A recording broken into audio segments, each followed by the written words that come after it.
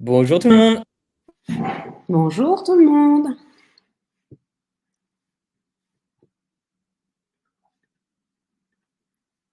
Alors, on va attendre juste un petit peu que tout le monde se soit connecté. Euh, Déjà pour commencer, est-ce que vous nous entendez bien? Est-ce que vous nous voyez bien? Est-ce que tout va bien pour vous aussi?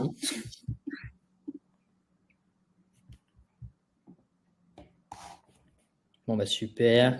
On a Emma, on a Ikram. Salut Emma, salut Ikram. Bonjour à tous.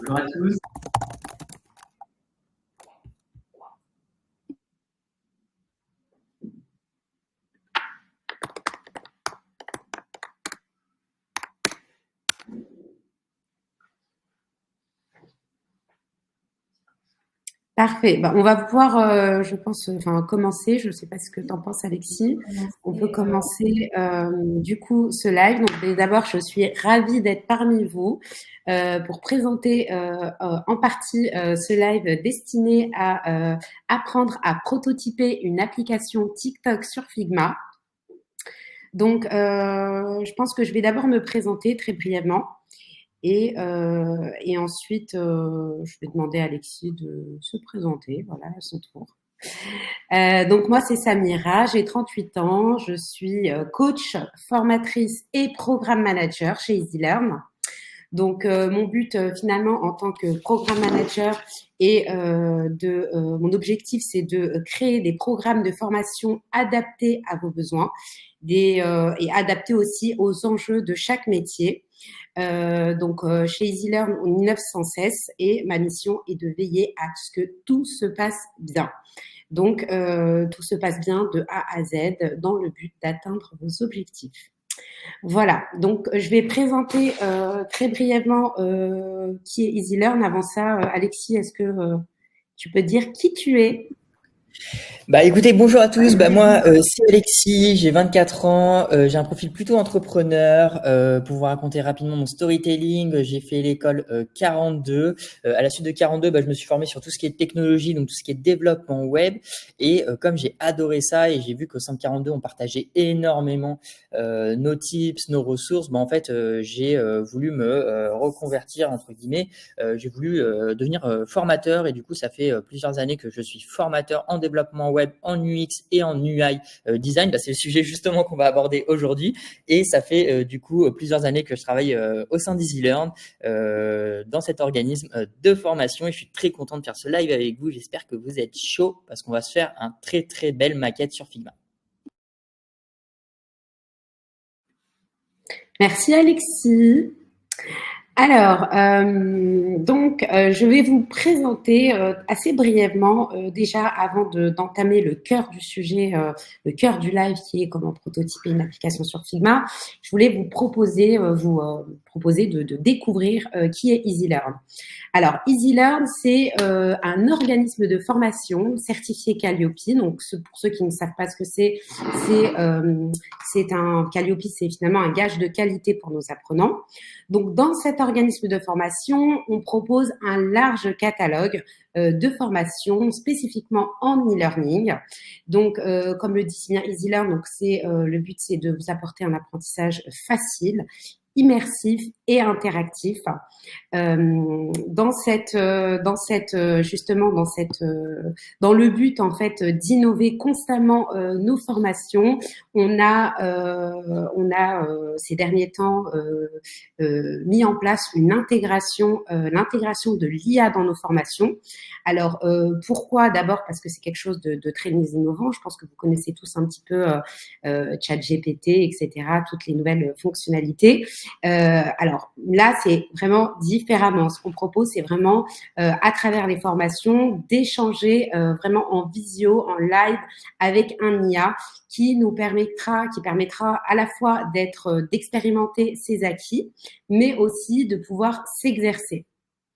Donc ça, on le propose sur quelques formations. Pour l'instant, pas tous. On est en cours de développement, donc ça se développe. Et j'espère qu'à l'avenir, on pourra proposer de l'intégration IA sur toutes les formations. Alors, pour nos formats, donc on propose plusieurs, sur nos formations, on propose plusieurs formats. Le format e-learning, alors le format, micro-learning, celui-ci, c'est des petites formations très courtes, mais qui vont voir là, pour le coup, l'essentiel d'une formation. Donc, c'est des formations de 1 à 10 heures. Et dans ces formations, vous allez voir vraiment une thématique bien précise, mais on va y voir, on va en parler un peu plus tard. Je vous donnerai des petits exemples. Pour les formations avec un rythme accéléré, vous allez avoir les skill courses. Donc là, vous allez aborder une thématique avec plusieurs outils. Et c'est des formations entre 20 et 50 heures. Et si vous souhaitez préparer un métier ou obtenir une certification ou même un bloc de compétences, là, on propose des bootcamps intensifs, des bootcamps qui vont de 100 heures à 400 heures en fonction du coup de la formation. Et voilà, en général, c'est des formations du type concepteur, designer UI par exemple, ou développeur web, et puis voilà, qui amène à une certification ou à un bloc de compétences. C'est les titres RNCP qu'on propose, donc vous avez la possibilité aussi de vous certifier chez EasyLearn. Il faut savoir qu'on accentue sur l'apprentissage aussi basé sur la pratique. C'est-à-dire qu'il y aura beaucoup de théorie, mais il y aura beaucoup de pratique. Et pourquoi? Parce que finalement, on s'est dit que c'est vraiment en pratiquant qu'on apprend. Donc voilà, trop de théorie, je pense que c'était pas nécessaire, mais beaucoup de pratique, plus basée sur la pratique. Voilà, c'est intéressant d'avoir cette pédagogie aussi sur nos formations.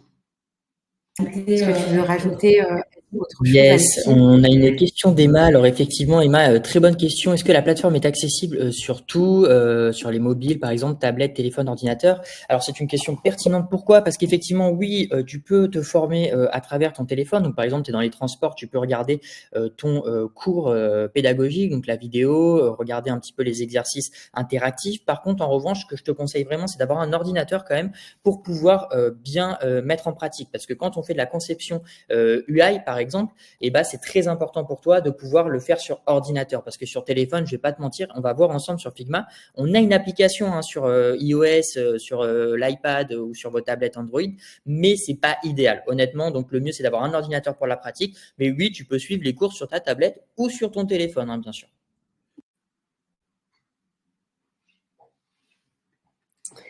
Alors, à qui s'adresse EasyLearn? Alors, EasyLearn, alors que vous soyez étudiant, demandeur d'emploi, en reconversion, ou que vous soyez en poste, ou que vous soyez freelance, on a vraiment des formations qui répondent à tout public. Donc, c'est intéressant parce que on a beaucoup de personnes de tout horizon qui font confiance à EasyLearn. Et comme je vous l'ai dit tout à l'heure, notre large choix de catalogue peut s'adresser à tous. Et pour ça, je vous inviterai à regarder, à visiter notre site web. Et là, vous allez voir l'éventail choix de formations qu'on propose. Alors, EasyLearn, c'est aussi un organisme de formation centré sur l'humain. Pourquoi je dis ça? Parce que on a beaucoup le cliché de la formation en ligne. Là, la formation en ligne où on se retrouve peut-être seul à pouvoir exercer seul. Là, chez EasyLearn, on veut vraiment être au plus proche de vous. Et pour ça, on met un professeur par apprenant. Donc, vous ne serez jamais seul chez EasyLearn. Du début à la fin. On propose aussi des coachings pré- et post-formation, donc pour vous accompagner de A à Z et même après votre formation. En général, on consacre environ 30 minutes avant la formation pour analyser vos besoins, pour savoir pour connaître votre niveau et adapter aussi les formations suivant votre besoin. Et à la fin de la formation aussi pour vous aider à entrer dans le monde du travail ou voilà, vous accompagner dans votre projet. Donc ça, c'est un plus. C'est vraiment, ça fait partie aussi.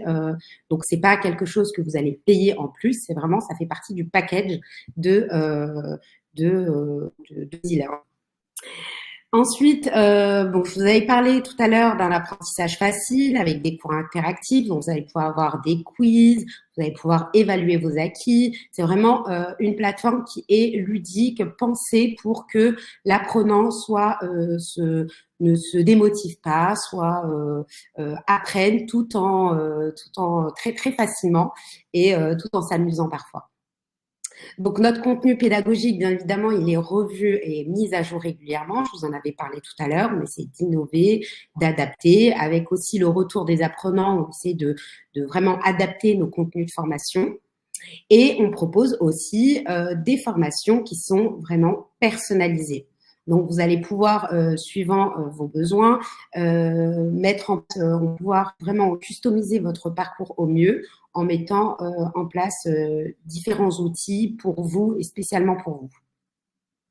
Et donc aussi, ce qui est important de savoir, c'est que quand on dit centré sur l'humain, vous n'êtes jamais seul déjà par rapport au professeur qui est là tout le temps, mais aussi, vous allez pouvoir aussi chez EasyLearn profiter d'une communauté d'apprenants engagés. Donc, vous allez pouvoir échanger avec des apprenants qui sont dans la même thématique que vous, partager des documents, des tips. Vraiment, c'est un petit réseau social interne chez EasyLearn. Voilà pour nous. Alors, je vous ai dit tout à l'heure qu'on proposait 3 types de formats. Là, on vous a mis un petit échantillon des différents formats qu'on propose. Donc, pour les micro-learning, ça peut être par exemple des formations sur Canva, des formations sur Adobe Effect, sur Final Cut. Vous en avoir d'autres. Hein. Là, vous a mis vraiment des échantillons concernant le design. Voilà, la formation en développement, formation en design. Mais bien évidemment, on a ça dans tout type de domaine, notamment sur le développement web, sur tout ce qui est influence marketing, marketing digital. Vraiment, voilà, c'est pour ça que je vous invite à voir notre site web. Là, vous allez avoir vraiment le catalogue complet. Pour les skills courses, comme je vous l'ai dit tout à l'heure, c'est une seule et même thématique avec plusieurs outils. Donc là, en l'occurrence, vous avez du InDesign, du Photoshop, donc InDesign, Photoshop et Illustrator. Et les bootcamps, c'est vraiment un pack, une formation vraiment complète où là vous allez voir plusieurs outils. Et il faut savoir que nos formations sont dédiées à la fois aux débutants et aussi au niveau le plus avancé. Et c'est pour ça que je vous ai dit que quand on fait l'analyse du besoin, vraiment, on voit en fonction de votre situation, de votre niveau. Et pour ça, voilà, on mettra en place les formations dont vous avez besoin. Et voilà, donc si vous voulez avoir plus d'informations au sujet de nos différents financements, on propose différents modes de financement, que ce soit des financements personnels, on a la possibilité de mettre en place des paiements échelonnés, par exemple, ou si vous êtes demandeur d'emploi, on a un partenariat avec France Travail qui vous permet de pouvoir bénéficier des formations prises en charge du coup par France Travail. Chez EasyLearn, on vous offre la possibilité de tester votre formation, de tester notre plateforme gratuitement. Tout ça, ça se fait vraiment très simplement. On a besoin juste de votre nom, de votre prénom et de votre adresse mail et on pourra vous envoyer la formation que vous souhaitez. On vous a mis un petit QR code pour si vous souhaitez du coup profiter de cette formation gratuite ou si vous voulez avoir d'autres échanger par exemple avec le service carrière qui lui vous accompagnera. Le service carrière, il est là pour vous accompagner dans vos projets d'orientation, dans vos projets de formation. Donc, n'hésitez pas à scanner le QR code si vous voulez échanger avec nous aussi. Hein, ça peut être, vous pouvez demander à parler avec Samira ou Alexis et voir ensemble ce qu'on peut faire ensemble. Voilà, donc si vous avez des questions, N'hésitez pas à nous les poser. Je On a pense. une question d'Emma, effectivement. Emma nous demande, est-ce qu'il faut prendre rendez-vous avec les professeurs ou alors on peut échanger directement avec eux? Bah, c'est une excellente question encore, Emma. Effectivement, en fait, les professeurs sont disponibles en semaine, donc du lundi au vendredi pendant les heures de bureau. Donc en fait, tu peux échanger avec eux par live chat, bien évidemment, si tu as juste une question très rapide. Et comme le professeur il est disponible du coup tout au long de la journée pour toi, en fait, bah, tu peux très vite convenir d'un rendez-vous avec lui. Donc c'est-à-dire que tu peux dire, bah écoute, moi j'ai besoin d'un échange sur ton sujet et il va pouvoir te proposer un lien pour faire une visio directement avec toi et bah, te coacher entre guillemets, enfin vraiment voilà, répondre à tes questions pendant une demi-heure, 1 heure ou 2 heures s'il le faut. Vraiment voilà, il prend le temps. Ton objectif c'est quoi? C'est qu'il est passionné, c'est qu'il comprendre vraiment les rouages, les mécanismes de l'outil sur lequel tu es en train de te former pour que tu puisses upgrader tes skills, tes compétences. Et je réponds encore à ta question, du coup, Emma, pour commencer un peu le live d'aujourd'hui sur un peu TikTok. Donc, les 30 minutes de formation, comment ça fonctionne? En fait, c'est très simple, Emma. Soit tu scannes le QR code, tu prends rendez-vous avec nos équipes et du coup, ben, tu nous demandes une démo et on t'envoie directement tes accès. Soit, si vous voulez, vous pouvez nous demander vos accès dans le live chat et on vous recontactera parce qu'on a déjà votre adresse mail sur Livestream. Par contre, ne partagez pas vos infos perso sur le live chat, mais voilà, comme ça, on pourra vous les envoyer. Donc non, il n'y a aucune condition, c'est accessible à tous, donc on peut vous les envoyer sur toutes les formations que vous voulez. N'hésitez pas à aller sur le site internet et vous pouvez voir qu'il y a d'autres formations en UX design, en développement web ou sur les soft skills, ceux qui adorent, par exemple, ceux qui veulent un petit peu mieux gérer le management en équipe, etc. Bah voilà, n'hésitez pas à nous demander ces 30 minutes de formation. Ou chef de projet, ou ceux qui veulent. Ah, excusez-moi pour le petit écho. Écoutez, si vous n'avez pas de questions, on va pouvoir commencer le live aujourd'hui. J'espère que vous êtes chaud, j'espère que vous êtes toujours là. Alors, l'objectif de la journée, donc aujourd'hui, la journée va se décomposer en plusieurs, enfin, la journée, c'est un grand mot, les plusieurs heures qui sont devant nous, vont se décomposer en 5 étapes. Alors déjà, avant de commencer, est-ce qu'il y en a qui ont des notions sur Figma, qui connaissent Figma? Il y en a qui connaissent pas du tout, d'autres qui connaissent beaucoup ou pas, de façon à ce que vraiment que je m'adapte. Donc là, le but de ce workshop, c'est de faire quelque chose de participatif. Donc moi, j'ai le live chat, je vous vois, donc on peut échanger ensemble pendant que je suis en train de faire. Ok, donc Parjane, pas du tout. N'hésitez vraiment pas à me dire si vous avez des notions, qu'on puisse aller un peu plus loin, par exemple. Que de noms, Sofiane? Ok, très bien. Bon, bah écoutez, on va aller vraiment dans le détail pour vous montrer chaque action. Puis après, on va tout simplement aller un peu plus loin pour vous donner vraiment toutes les cartes. Donc aujourd'hui, on va essayer de comprendre qu'est-ce que c'est la différence entre l'UX et l'UI design. Vous allez voir que l'UX, c'est de la recherche utilisateur et l'UI, c'est le make-up, c'est le maquillage de votre maquette. Donc c'est là où on va rajouter les couleurs, on va jouer sur les typos, etc. Donc ça, on va en discuter un petit peu ensemble. On va parler de qu'est-ce que c'est qu'un persona. Et oui, un persona, c'est quoi? C'est l'utilisateur cible de votre application. En fait, pourquoi on définit qu'un persona, qu'un utilisateur? C'est très important au début d'en définir qu'un, parce qu'il a un besoin. Parce qu'en fonction, si vous avez 2-3 personas, donc 2-3 personnes qui vont utiliser votre application, c'est pas les mêmes objectifs. Sur Uber Eats, par exemple, un jeune qui commande le soir, bah lui, qu'est-ce qu'il recherche? Quel est son besoin? Son besoin, c'est manger.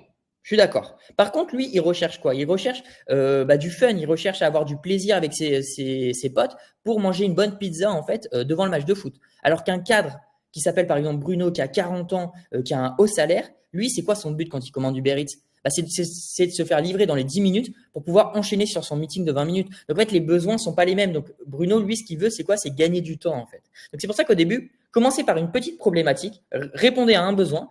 Puis, une fois que votre application commence à devenir mature, vous allez pouvoir décliner ces personas et en avoir plusieurs. Vaut mieux avoir petit problème par petit problème que d'attaquer un iceberg en pleine face et de devoir jongler avec ça, quoi. Dans une troisième étape, on va voir ensemble qu'est-ce que c'est un user flow. Un user flow, je vous rassure, c'est une représentation graphique. Donc, en fait, c'est les étapes de l'utilisateur. Par exemple, quand vous êtes sur Internet, quand vous allez sur, je sais pas, je vous dis, Uber Eats, voilà, très bien. Vous êtes sur Uber Eats. Vous arrivez sur quoi? Sur la page d'accueil, très bien. Vous cherchez, vous filtrez les restaurants en fonction de votre adresse. Donc, vous arrivez sur la liste des restaurants. Donc, ça, c'est un écran, hein. On a l'accueil, on a la liste des restaurants. Puis, quand je sélectionne un restaurant, bah, j'ai le menu du restaurant, donc ça va être un autre écran. Donc en fait, le user flow doit être fidèle à votre maquette. Donc c'est très important de faire le user flow en amont. Pourquoi? Bah parce que c'est ce qui va découler des écrans qu'on va devoir dessiner ensemble. La création d'un UI kit. Alors là, ça y est, on rentre dans le vif du sujet. On attaque Figma. Enfin, vous vous dites, on est libéré, on va pouvoir faire du design. C'est trop cool. Donc, la création d'un UI kit, qu'est-ce que c'est? Ça va être, en fait, c'est comme quand vous faites de la cuisine. Quand vous faites une salade César, est-ce que vous commencez directement à tout mettre dans la casserole et hop, c'est parti, vous le servez? Non, vous préparez vos ingrédients. Vous allez préparer la salade, vous allez préparer l'œuf, les croutons, etc. C'est la même chose avec un UI kit. On va préparer tous les éléments qu'on va devoir dupliquer pour pouvoir après les mettre sur un wireframe. Le wireframe, c'est l'étape juste en dessous, c'est la création de vos écrans. Donc là, on va pouvoir commencer à créer la page d'accueil, à créer la page profil, la page message, la page favori, etc., etc. Donc l'UI-Kit, c'est fastidieux, c'est un peu boring, c'est un peu ennuyeux, mais on va pouvoir gagner du temps. Vous allez voir qu'après, on va pouvoir copier, coller, et ça va aller très vite. Et la dernière étape, c'est l'étape la plus excitante, c'est donner vie à notre maquette, c'est faire un prototype, c'est mailler, c'est linker chaque bouton, chaque interaction qu'on peut faire sur notre maquette, de façon à avoir une maquette qui ressemble à un site internet, en fait, tout simplement. Donc, vous allez voir que quand on va pouvoir cliquer sur un bouton ou slider, parce que nous, du coup, on est sur TikTok, donc il y a la notion de slide. Et bien ça, vous allez voir qu'on va pouvoir faire du slide et on va pouvoir changer de vidéo. On va pouvoir slider à droite, à gauche, cliquer sur des boutons, etc. Donc, c'est donner vie à notre maquette. Ok. Est-ce qu'il y en a qui connaissent la différence entre l'UX design et d'autres, entre l'UX et l'UI? Est-ce que vous savez ou pas du tout? Je vous laisse un peu de temps. Et sinon, je vous donne la réponse. Et je ne veux pas vous la montrer tout de suite. Sachant qu'un petit indice, je vous l'ai donné juste avant la réponse un petit peu. Alors, Sofiane, pas du tout. Alors, je vois qu'on a Marjane qui est en train d'écrire.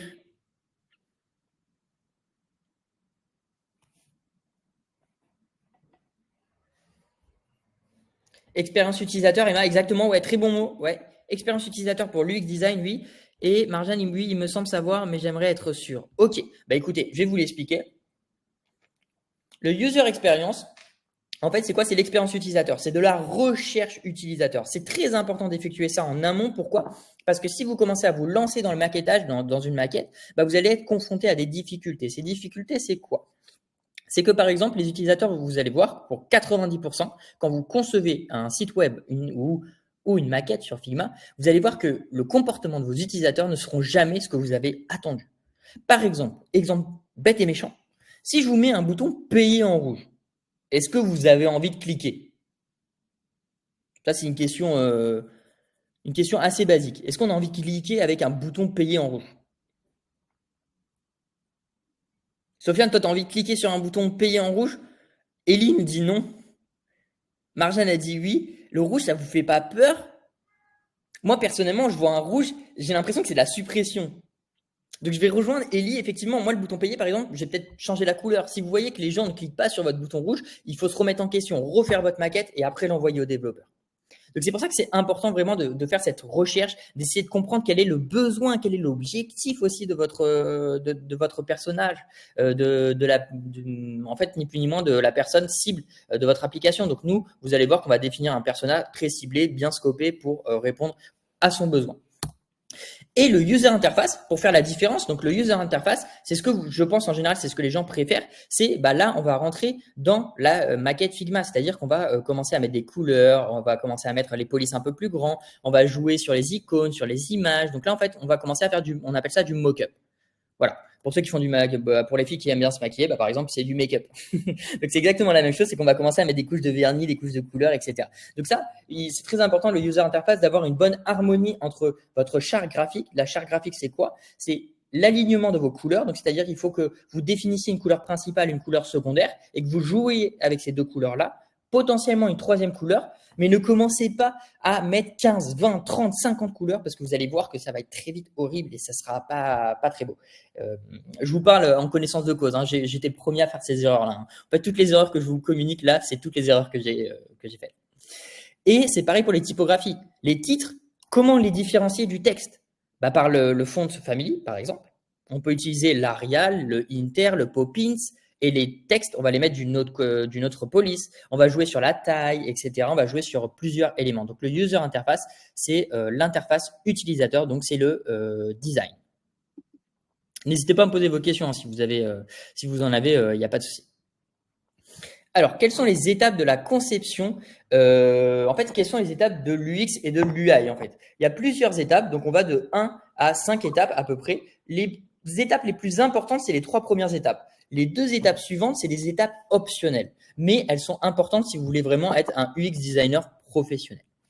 La première étape, c'est faire la recherche. Donc, c'est l'UX design, c'est faire de la recherche, c'est comprendre le besoin de votre utilisateur cible. Comprendre qu'est-ce qu'il attend, quel est son besoin, comment vous pouvez y répondre à son besoin. Ça, c'est la recherche. La deuxième phase, ça va être l'empathie. L'empathie, et moi j'ai envie de rajouter même également le feeling. Et je vais vous expliquer ce que c'est le feeling. Donc l'empathie, c'est quoi? Ça va être bien comprendre votre cœur de cible, donc savoir sa démographie, parce qu'en fonction de si c'est un Parisien dans une grande métropole ou une personne qui est plutôt isolée en campagne, on va pas répondre pareil à son besoin, par exemple. Donc ça, c'est des choses qui sont importantes à prendre en compte. Élaborer des indicateurs de suivi pour proposer des conjonctures qui vont être idéales pour votre utilisateur cible. Et également, en fait, la notion de feeling que j'ai envie de vous donner. C'est quoi le feeling, en fait? Le feeling, c'est que vous allez voir que quand vous êtes sur une application, vous passez par différentes étapes d'émotion. Par exemple, quand on est sur Deliveroo ou sur Uber Eats, quand vous commandez, qu'est-ce qui se passe? Vous êtes excité, ou même quand vous êtes sur Amazon, vous êtes excité quand vous payez. Alors que pourtant, le paiement, on nous soustrait de l'argent. Donc normalement, on devrait être triste, on aurait envie de pleurer. Mais en fait, pas du tout. Pourquoi? Parce qu'on est excité d'avoir quoi? On est excité d'avoir le livreur Amazon qui sonne à notre porte et d'ouvrir notre colis. Donc là, en fait, c'est important aussi de définir le feeling de votre utilisateur en fonction des interactions qu'il va avoir sur votre application. De savoir que, par exemple, s'il scrolle, quel est son feeling? Il est quoi? Il est ennuyé, il est triste, il est heureux, il est content. Et ces étapes-là vont vous permettre de comprendre un petit peu dans quel état émotionnel il est, de façon à pouvoir justement adapter votre maquette pour que l'utilisateur reste le plus heureux possible et le plus excité et que votre maquette soit attractive en fait. Alors je vois qu'on a une question. Ikram, ouais effectivement, Ikram, tu as répondu. Du coup, c'est bien le feeling exactement. Ok. Et les 2 dernières étapes, donc il y a la création. La création, ça c'est ce qu'on va faire ensemble, hein, c'est créer notre maquette. Effectivement, une fois qu'on a fait l'empathie, le feeling, la recherche, en fait, qu'est-ce qu'on a besoin? On a besoin de faire la création de notre maquette. Donc on va créer des écrans, donc on appelle ça des wireframes. Et l'étape optionnelle, et les étapes par contre que je vous recommande vraiment, c'est de faire des allers-retours entre le testing. Vous allez voir qu'il y a un outil sur Figma qui vous permet de faire du testing. En gros, vous avez un tracker. Quand vous avez terminé votre maquette, que vous l'envoyez à un client, à vos collègues, à des développeurs, vous allez pouvoir voir comment ils interagissent avec votre maquette. Est-ce qu'ils cliquent bien sur le bouton? Si c'est oui, est-ce que c'est le comportement attendu? Si la réponse est oui, la maquette, le développeur, il va du coup la coder et la mettre en ligne. Enfin, il va coder le site internet. Si la réponse est non, vous allez réitérer sur votre maquette pour l'élaborer d'une meilleure façon. Et vous allez en fait faire des allers-retours entre le test et la réalisation. Test, réalisation. Et en fonction des retours que vous voyez, parce que votre design, il est amené à évoluer tous les 6 mois, tous les ans, tous les 2 ans, et votre recherche utilisateur pour les features de votre application, parce que votre application, au fil du temps, elle devient plus mature, il y a de plus en plus de fonctions, et du coup, il faut refaire cette création, ajout de la feature, je reteste, le test est concluant, non, il n'est pas concluant, je reviens sur ma maquette, je modifie en fonction de A ou B, il est concluant cette fois-ci le test, et je l'envoie au développeur qui va faire sa réalisation, etc., etc. Bon, voilà. N'hésitez pas à me poser vos questions. Je sais que vous êtes impatient de commencer Figma. Je vous rassure, on va commencer dans 5 petites minutes. Voilà. Cette slide, elle montre très bien le user experience. Est-ce que vous pouvez me dire la porte de gauche, je la pousse, je la tire. Qu'est-ce que je dois faire avec la porte de gauche? Qu'est-ce que vous avez envie de faire? Qu'est-ce que vous faites, vous poussez, vous tirez?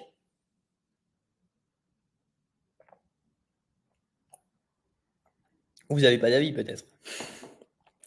Ikram, elle pousse. Emma, tu tires. Sofiane, il dit, je pousse. Ok.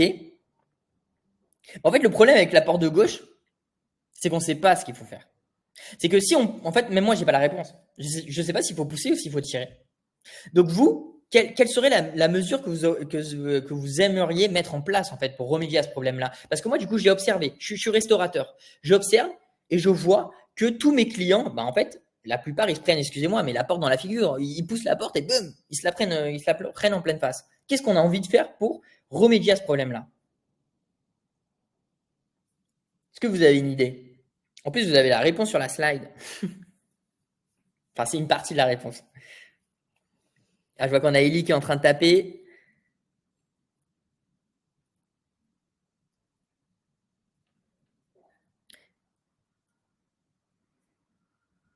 Mais en fait, la première chose que vous pouvez faire, c'est mettre une pancarte. Mais est-ce que cette pancarte, la question que vous devez vous poser maintenant, et du coup, maintenant qu'on a mis cette pancarte, tirer, alors, ouais, exactement, Emma, mettre un panneau. Mais du coup, ce panneau, est-ce qu'il est aussi efficace? Est-ce que vous, par exemple, imaginez-vous avec vos potes ou avec, je sais pas, vous êtes busy, vous êtes sur votre téléphone, vous rentrez dans un restaurant, dans un magasin, donc votre cerveau, il est occupé à regarder vos textos. Vous voyez le panneau, mais est-ce que ça vous est jamais arrivé de voir le panneau pousser ou tirer et de faire l'inverse et de vous prendre quand même cette porte en fait? Et donc, le panneau, en fait, certes, vous allez augmenter, vous allez gagner en termes de user experience, c'est-à-dire que les utilisateurs vont plus tirer votre porte, mais il y en a quand même 1 sur 3 qui va faire le contraire. Donc ça, c'est pas la vraie solution théoriquement. La meilleure solution, c'est quoi? C'est d'avoir une porte qui s'ouvre et qui se ferme dans les deux sens. Là, vous êtes sûr et certain que 100% de vos utilisateurs, quoi qu'ils fassent, bah, c'est bon en fait. Qu'ils poussent ou qu'ils tirent, elle va s'ouvrir cette porte-là. Donc ça, c'est la meilleure réponse à avoir. Et c'est ce que vous devez faire dans vos maquettes. C'est pour ça que je vous explique tout ça. Je vous parle pas dans le vent, hein. C'est vraiment pour vous dire que tout ça, il faut le réfléchir, il faut le voir. Ok, bah écoutez, aujourd'hui je pense qu'on vous l'a teasé beaucoup dans les mails. On va prototyper l'application TikTok. Donc on va commencer à rentrer un peu dans le vif du sujet. On va voir ensemble un petit peu le persona, le user flow et on va commencer notre maquette TikTok.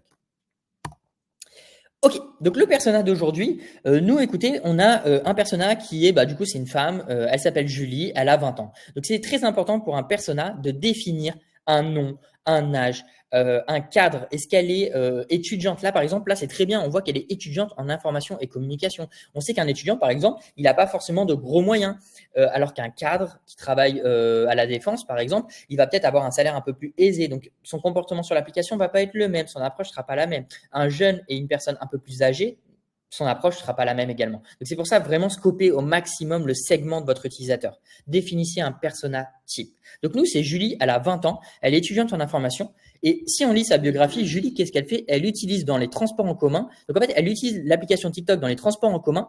Et qu'est-ce qu'on peut voir d'autre? Elle l'utilise également dans un deuxième contexte. Elle va l'utiliser pendant les cours. Alors attention, pas pendant que le prof parle, j'espère que vous faites pas ça, là, hein. Vous n'êtes pas en train de slider sur TikTok pendant que je suis en train de parler, mais elle va pendant les pauses, elle va utiliser l'application. Donc déjà, quand elle n'a pas beaucoup de réseau, donc quand elle est dans le métro, dans le bus, donc pour se divertir, et en plus, entre les pauses de cours. Donc théoriquement, là, c'est pas un usage professionnel, elle veut pas être, par exemple, community manager, ou peut-être qu'elle veut être community manager, mais là, en tout cas, c'est pas un usage professionnel de l'application, c'est un usage plutôt de divertissement. Et même, je pense que ça doit être mis dans la biographie, normalement, que elle est bien, ouais, exactement, ouais, il y a marqué pour se divertir. Donc voilà, donc là on voit que c'est quelque chose pour avoir du fun, enfin prendre du plaisir, quoi. Cool. Bah, le user flow, écoutez, c'est ça. C'est très simple. Je vais vous donner un outil, je vais vous partager mon écran, hop. Comme ça sera plus simple. N'hésitez pas à poser vos questions. Je vois toujours vos questions. J'ai un œil partout. Je vous surveille. Je vois tout ce qui se passe. Donc, je vais vous donner un outil qui est très important pour faire un user flow très propre et efficace qui s'appelle Whimsical. Donc, c'est un nom qui est un peu imprononçable. Je vous l'envoie tout de suite. Il va vous permettre en fait de faire la représentation graphique de votre comportement utilisateur. Donc, nous, Julie, qu'est-ce qu'elle va faire sur notre application TikTok? Quel est le premier écran qu'elle va voir? Est-ce que vous avez une idée? Elle va arriver où, Julie? Elle va arriver sur la page d'accueil en soi. On est d'accord sur ça? Ok. Julie, qu'est-ce qu'elle va faire sur notre application? Quel est son premier réflexe? Donc l'accueil, c'est les vidéos. Elle va venir par exemple faire quoi? Elle va venir scroller. Donc ça, c'est une action. Les actions, vous voyez comment je la matérialise, l'action? Je la mets entre les deux écrans. Ça, c'est une action. Elle scrolle. Donc qu'est-ce qu'elle fait? Elle arrive sur une autre vidéo. Une fois qu'elle est sur cette vidéo, qu'est-ce qu'elle vient faire en fait? Qu'est-ce qu'elle a la possibilité? Donc nous, dans le parcours utilisateur qu'on a envie de définir, par exemple, elle voit la vidéo, on va lui donner la possibilité de faire quoi? De liker la vidéo, par exemple. Donc là, je suis en train de définir un chemin pour mon utilisateur qui est très précis. C'est-à-dire que Julie, elle va juste scroller sur les vidéos et venir liker, par exemple. Et en bout d'un moment, on peut décider qu'elle a envie de regarder uniquement ces vidéos qu'elle a likées, uniquement les vidéos qu'elle a enregistrées, etc. Donc, elle a effectué un like. Donc, quand elle effectue un like, quand elle aime une vidéo, elle reste toujours sur la page de la vidéo. Donc ça, vous allez voir que c'est une variante d'écran sur Figma. On va devoir créer un écran qui sera identique, mais avec une petite différence. Et une fois qu'elle a liké cette vidéo, par exemple, qu'est-ce qu'on peut s'amuser à faire? On peut s'amuser à faire, ni plus ni moins, une prochaine étape où elle va aller dans son profil. Donc, elle veut accéder à ces vidéos likées. Et du coup, elle arrive sur le panel de ces vidéos. Donc, la liste des vidéos likées. Donc, ça, par exemple, c'est un user flow qui est hyper facile, qui est très simple. Voilà, on va pas se mentir. Mais il y a des user flow un peu plus compliqués, un peu plus loin. Et ben, je vais vous le montrer juste ici. Là, par exemple, regardez, ce user flow, il est un peu plus complexe. On peut voir qu'on a l'accueil, la For You page pour ceux qui sont amateurs de TikTok. Et on peut scroller et on voit qu'on a une boucle infinie. Cette boucle, en fait, c'est tant qu'on scrolle, qu'est-ce qu'il fait TikTok? Il vous propose du contenu sans cesse, jusqu'à un moment donné où vous effectuez une action. Et cette action, c'est quoi? C'est Julie qui va cliquer sur son profil. Donc, elle arrive sur la page profil juste ici. Puis, qu'est-ce qu'elle peut faire sur son profil? Elle peut soit regarder ses likes, donc on monte en haut, elle regarde ses likes et elle arrive sur la liste des vidéos likées. Soit, qu'est-ce qu'elle peut faire? Elle peut regarder les posts qu'elle a enregistrés et elle arrive sur la liste des posts enregistrés. Au début, définissez une feature. Moi, vous voyez que mon user flow que j'ai fait, c'était le plus simple. C'était un parcours. Elle allait juste sur ses vidéos. Mais après, commencez à rajouter des features. Rajouter, écoutez, on va dessiner des écrans en plus une fois qu'on a fait ça. Et du coup, on va rajouter, elle va regarder les posts qu'elle a enregistrés. Et du coup, on rajoute un écran. Donc là, ça veut dire que sur notre maquette Figma, on va avoir 1, 2, 3, 4, 5 écrans au total. 5, allez voir 6, je vais vous montrer pourquoi. Je vais vous expliquer pourquoi. OK? N'hésitez pas à me poser vos questions si vous en avez. Cool. Écoutez, on va pouvoir commencer à passer à la création d'un UI kit. Alors, l'UI kit, c'est quoi? C'est ni plus ni moins tous les composants qu'on va devoir dupliquer. Donc, en fait, on va se pré-mâcher le travail. Donc, par exemple, qu'est-ce qu'on duplique tout le temps sur un site Internet? Est-ce que vous avez la réponse à cette question? Qu'est-ce qui est présent sur tous les sites ou applications? Et même la réponse, elle est un peu sur cette slide en soi. Il y a quelque chose qui est tout le temps présent. Est-ce que vous avez une idée?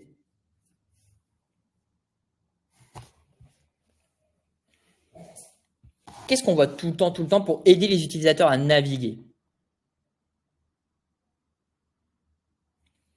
Alors, je vois la navbar. Effectivement, Ellie, je suis d'accord avec toi, la navbar. Donc, en fait, la navbar, c'est quoi? C'est le menu. Je suis d'accord avec toi.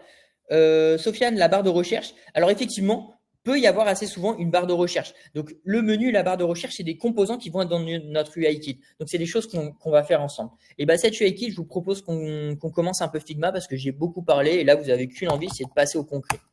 Donc, Figma, qu'est-ce que c'est? C'est un logiciel qui va vous permettre de prototyper vos applications. Donc, vous pouvez créer un compte, c'est gratuit. Ça a été racheté par Adobe, mais ils ont laissé l'outil gratuit. Donc, c'est quelque chose qui est très performant, qui est très apprécié des web designers. L'avantage de Figma, c'est que c'est vraiment conçu pour prototyper des maquettes d'applications, de sites internet, contrairement à Canva où c'est plus pour faire des, par exemple, carousels sur LinkedIn, et Illustrator qui va être plus dédié à la conception de logos. Mais vous pouvez aller un peu plus loin, bien sûr, avec Illustrator. Vous pouvez aussi faire des maquettes, mais c'est moins adapté. Donc Figma, c'est pour ça que je vous le présente aujourd'hui parce que c'est un outil qui est vraiment très très spécifique à un UX designer et c'est très répandu dans le domaine. Donc Figma, il y a un site internet, il y a une application sur votre tablette, il y a une application sur Mac, sur Windows, sur Linux. Donc n'hésitez pas à télécharger l'application. Vous avez des petits super pouvoirs sur l'application. Vous pouvez importer des polices à vous. Donc je vais vous montrer comment on peut ajouter des polices, mais vous pourrez ajouter par exemple s'il ne propose pas une police que vous aimez sur Google, vous pouvez la télécharger et l'envoyer sur Figma, etc. Vous allez avoir des choses en plus. Donc nous, ce qu'on va faire, c'est qu'on va créer un nouveau design. Donc là, j'arrive sur mon dashboard Figma, il est complètement vide, il n'y a rien. Donc comment ça marche? Donc là, déjà, si on réfléchit tous ensemble, qu'est-ce qu'on a? On a en haut à gauche, on a un menu. Donc on a des frames, ok. J'ai des formes, d'accord, très bien. Peut-être qu'on va pouvoir utiliser ces formes. Et vous allez voir que moi, je dis qu'en web design, tout est rectangle et vous allez comprendre pourquoi. Ah, on peut dessiner aussi. Super. Bon, on va voir si on en aura besoin ou pas, mais on peut dessiner. On peut rajouter du texte. Ok, très bien. Qu'est-ce qu'on peut faire d'autre? Tiens, quand j'ai mis du texte, regardez ce que j'ai à droite là. À droite, j'ai comme sur Word en fait. Je peux m'amuser à modifier la taille de ma police. Hop, la graisse de la police, je peux la rendre moins grasse, plus grasse, etc. Je peux centrer mon texte, je peux l'aligner verticalement, je peux modifier les couleurs, super. Je peux venir modifier en fait pas mal de choses. Je peux rajouter des effets à mon texte. Ok. Alors la première étape à faire, et ça je vous le recommande tout de suite, c'est de créer des frames. Sauf que des frames, vous n'allez pas vous amuser à choisir une frame et à la glisser sur votre application Figma. Ça, c'est la mauvaise pratique. Pourquoi? Parce que là, la problématique qui se rencontre, c'est que si on s'amuse par exemple à mettre du texte ici, coucou, et que je mets du texte aussi à droite, et que je m'amuse à vouloir lancer ma maquette, le premier problème que je vais avoir, c'est que j'ai pas les bonnes dimensions. Moi, c'est une application mobile, donc qu'est-ce qu'il faut que je fasse? Là, regardez, c'est trop petit. Il faut que ce soit beaucoup plus grand, il faut que ça prenne tout mon écran. Donc, ce que je vais choisir, c'est que je vais choisir une frame qui va être adaptée à un iPhone, par exemple, ou à un Windows. Donc, je vais aller à droite et je vais choisir quel est mon device, quel est mon appareil, en fait. Donc, moi, mon appareil, par exemple, un standard, ça peut être les iPhone Pro ou les iPhone Plus. En général, un iPhone 8 Plus, je crois que c'est à peu près le même écran qu'un iPhone 11 Pro Max, par exemple. C'est à peu près à 2-3 pixels près les mêmes. Donc, nous, par exemple, on va choisir un iPhone 8 Plus. Et là, regardez, automatiquement, j'ai la taille d'un écran. Si je regarde à droite, j'ai la width, c'est la largeur, et le height, c'est la hauteur. Donc là, j'ai quelque chose qui va être adapté pour un iPhone. Si je relance ma maquette, regardez ce que j'ai. Alors, j'ai une page blanche, bien sûr, vous allez voir, mais j'ai bien mon iPhone. Et là, hop, j'ai bien mon écran blanc. N'hésitez pas à me poser vos questions. Hein. Vraiment, j'ai le live chat juste à côté, je vous vois, donc n'hésitez pas. Donc, la première chose à faire, ça va être de nommer votre écran. Donc, pour nommer un écran, qu'est-ce qu'on fait? On va double-cliquer sur le titre et on va le nommer UIKit. Parce que regardez, dès que j'ajoute un élément, qu'est-ce qui se passe à gauche? Mes éléments, ils se rajoutent à gauche. Donc, ça veut dire que quand ma maquette, elle sera finie, je vais avoir une vingtaine, cinquantaine d'éléments et ça va être un petit peu, excusez-moi de l'expression, mais ça va être un petit peu le bordel dans mon Figma. Donc, pour m'y retrouver, je vais nommer chaque élément pour pouvoir plus facilement naviguer, jouer un petit peu avec ma maquette. Super. Donc, mon UIKit, moi, j'ai Ellie qui m'avait dit tout à l'heure, écoute, Alexis, tu as une navbar. Et il y a même Sofiane qui avait dit, il y a une barre de recherche. Écoutez, on va matérialiser ça ensemble. Donc, cette barre de recherche, comment on va pouvoir la faire? On va devoir utiliser un rectangle. Et ce rectangle, qu'est-ce qu'on va devoir faire? On va le mettre en bas de notre application, juste ici. Et voilà. Donc ça, déjà, c'est le background. Donc, ça va être le background de l'arrière-plan de notre menu. Sauf que ce menu, il doit avoir des couleurs spécifiques. Donc, nous, par exemple, si on regarde un petit peu notre slide, on peut voir que le menu, par exemple, il est en noir. Donc, je vais pouvoir modifier les couleurs de mon menu. Donc, pour modifier les couleurs, ça va se jouer juste à droite. Ici, vous avez un petit onglet couleurs et vous avez plusieurs possibilités. Soit vous pouvez écrire black dans la box, soit vous pouvez vous amuser à jouer avec le curseur sur quelle couleur vous souhaitez avoir. Donc, ça, c'est possible. Si vous voulez avoir une bonne harmonie, parce que vous avez une idée d'application à prototyper, pour avoir une bonne harmonie de couleurs, moi, je vous recommande cet outil Color Hunt et il y en a d'autres. Donc, même si vous avez des outils que vous utilisez, n'hésitez pas à les partager dans le live chat. C'est des choses qui peuvent être très intéressantes pour tout le monde. Des outils peut-être que je ne connais pas. Ça vous propose des couleurs qui sont harmonieuses entre elles. Donc, on a une couleur primaire, on a une couleur secondaire, une troisième couleur et une quatrième couleur. Donc ça, ce site-là, il est plutôt bien fait. Et regardez, il me donne le code HTML pour pouvoir récupérer ma couleur et pour pouvoir la mettre sur quoi? Sur mon élément Figma. Regardez, je vais pouvoir le coller. Et là, automatiquement, j'ai récupéré la couleur que j'avais sur Color Hunt.